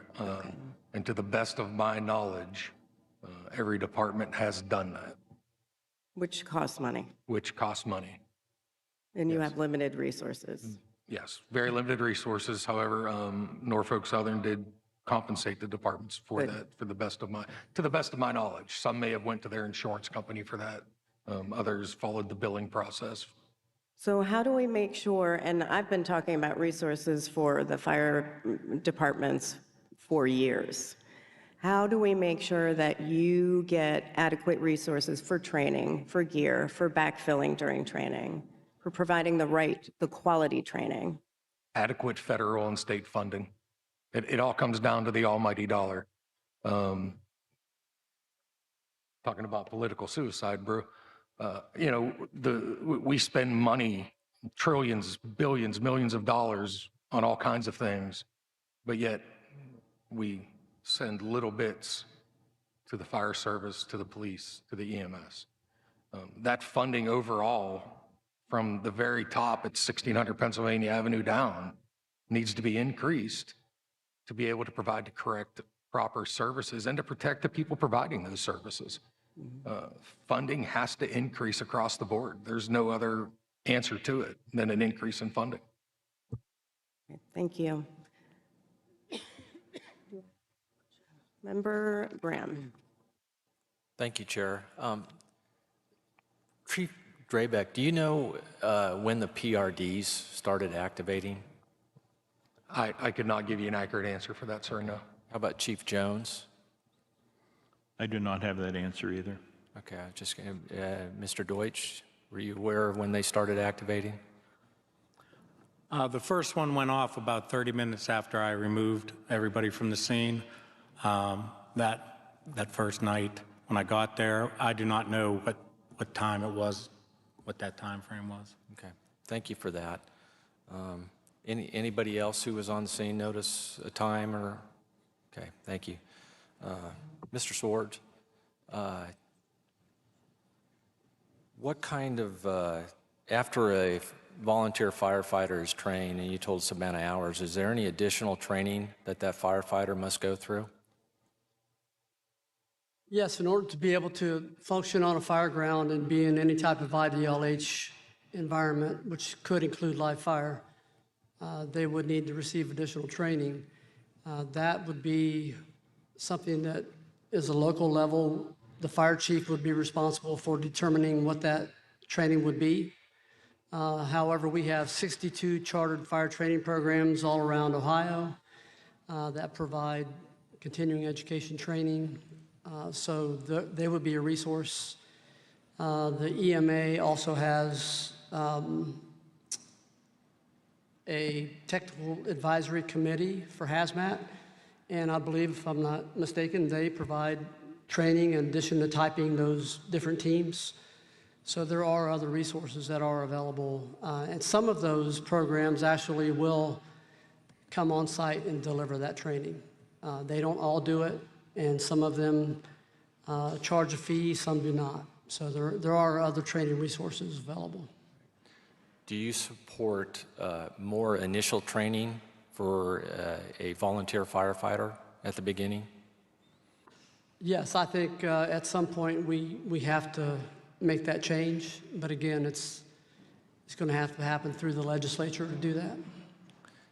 Do you have any good ideas on how to balance the kind of the work life. Most of these volunteer firefighters have other jobs and families and everything. Do you have any good ideas of how to get that training in without disrupting their lives too much?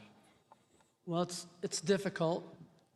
However, there is a volunteer firefighter task force that was stood up by the governor's office, and there's a lot of great work being done by that task force with a lot of good ideas, and they even published a report that has that information in there that's on the State Fire Marshal's website. So I think at some point, hopefully some of those ideas will be implemented through funding. Of course. I want to thank you. I want to thank all of our witnesses for being here today and your candid responses. And that's all the questions I have, Chair. Thank you. Thank you. I'm going to turn to the technical panel now, who has some additional questions. Thank you, Madam Chair. Chief Swords, I'd like to continue on with Member Graham was asking about volunteer training. I know at one time it was 54 hours, and that was reduced to 36 hours. Is that correct? Yes, sir. There was recent legislation that changed the number of continuing education hours over a 3-year certification cycle from 54 to 36. So what would prompt a reduction in training hours, a higher level training, reducing down to a low level? What would prompt that? I don't have a really good answer for that. I know there are groups that approach different legislators, and at some point they were even talking about removing the continuing education requirement entirely for firefighters, and there was a compromise putting it at 36 hours. So the training requirements for the 36, when it was 54, was training removed? Was there a certain training requirements that were removed in order to take it from 54 to 36? No, sir. The requirement is the hours don't have any specificity on what topic areas. It just has to be firefighter-related training. Okay. And the 36-hour level firefighter is not, are they able to operate in a hot zone, the hot zone to warm zone, such as hazardous materials response, structural firefighting, things of that nature? Not with their initial certification training, no. Okay. Mr. Deutsch, in your response plan, it's titled Emergency Response Guiding Plan, NS's manual. It talks about incident levels 1, 2, and 3. What would you rate the East Palestine accident, a 1, 2, or 3? It would have been the highest level, 3. Okay. So that interaction, I want to more particularly hit on that interaction between the emergency dispatch center and a Norfolk Southern dispatch. Would that communication increase if it goes from a level 1, 2, or 3, such as automatic email notification of a train consist? Because we know that's much easier than running down the railroad line and trying to find an engineer and conductor that's a mile down the road. So does that communication increase depending on the level of the severity of the accident? The level's the same if you just call and say you have you want access or want to put hoses across the tracks to a fire. As far as the action that's taken by the dispatch center, they're going to notify the operations center the same way and notify somebody in transportation in that area of an incident. It doesn't matter what level that incident, those incident levels are more internal and what resources that start to roll and different people notifications internally. Is it required for that NS dispatcher to email the train consist to that emergency dispatcher? They're to provide information of the consist. That'll usually probably come out of the operations center because that's where they dispatch the trains and have all that information. The police communication will transfer that call to them. Thank you. Chief Drabick, so much easier, I guess, if your units are equipped with email capabilities, correct? That's correct, sir. So much easier process if you can get that in your hands much quicker from your emergency dispatch center if NS could provide that access, correct? Correct. Again, as long as we have internet service Right. or cell service, yes. Mr. Dougherty, anything? I have a few follow-up questions. Mr. Deutsch, can you explain to us what challenges did Norfolk Southern, the responders, or the response companies had in trying to identify the location of the hazardous materials, given the lack of visibility of the placards? Could you repeat that, Mark? It broke up at the end. Sure. Can you tell us what challenges Norfolk Southern and its responders, and also the fire responders as well, what challenges they experience in trying to identify the location of the hazardous materials, given the lack of visibility of the placards? I would say the difficulty is exactly where the cars ended up landing and laying. They're going to be in the general area during the derailment. What car is which, they might have switched and went one way or the other. If they're in that accordion, they tend to be in order. If they go off to the sides, that's when you start to lose where they're actually at. So there was some off to the side, there was some in accordion, and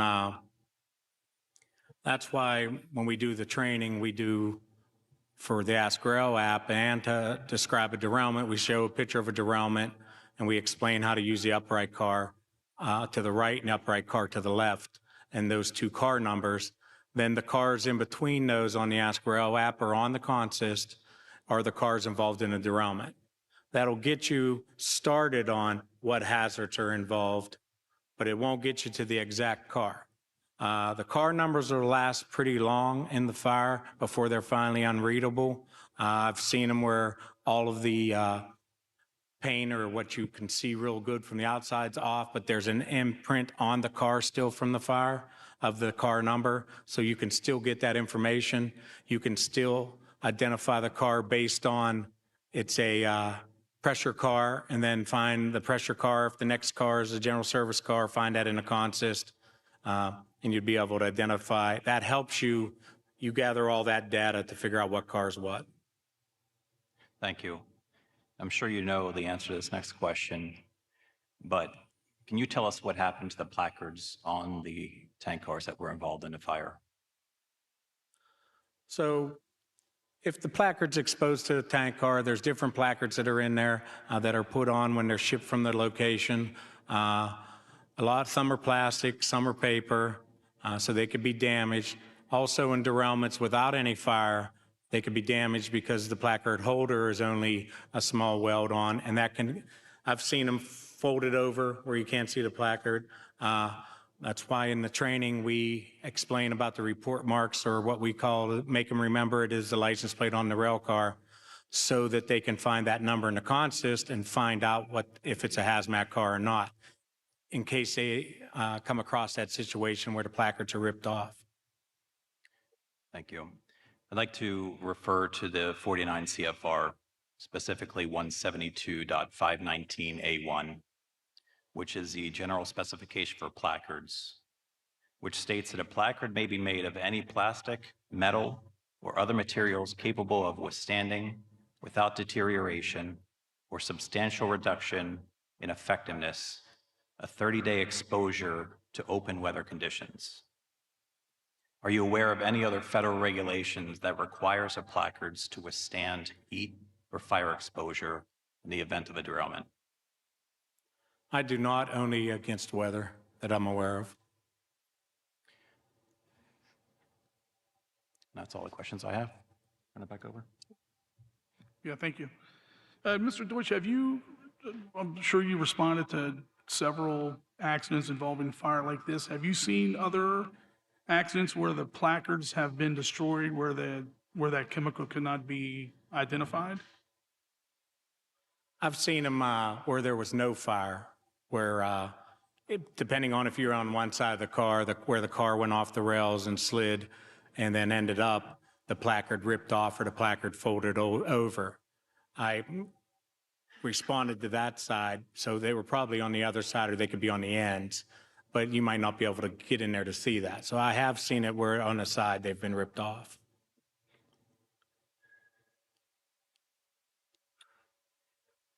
Could these placards be made of a more durable material where they would withstand fire impingement, where it would make it easier for the first responders to get that immediate notification or that, of what they're dealing with? And is NS looking at anything like that for a more durable placard after looking at this accident? NS doesn't make that regulation. We would assist or information from incidents we had to whoever is working on something like that in any way we can. I think anything that makes it better might be wise to do. Could NS exceed that regulation on placard durability? Well, NS doesn't apply the placards to the cars. If they're lost in transportation, NS applies the placards. They're applied by the shipper when they leave, when NS goes to pick the cars up. Thank you. Thank you, Mr. Deutsch. Chair Hominy, that's all I have for this panel. Great, thank you very much. So that concludes the first panel for the hearing. We'll now break for a 60-minute lunch. Please return in time to pass through security. I ask that the witnesses for the next panel return early to ensure that they're seated for the time we reconvene at, I guess, early. We'll reconvene at 1:45. I do want to thank the first panel of witnesses. I really appreciate it and appreciate your service.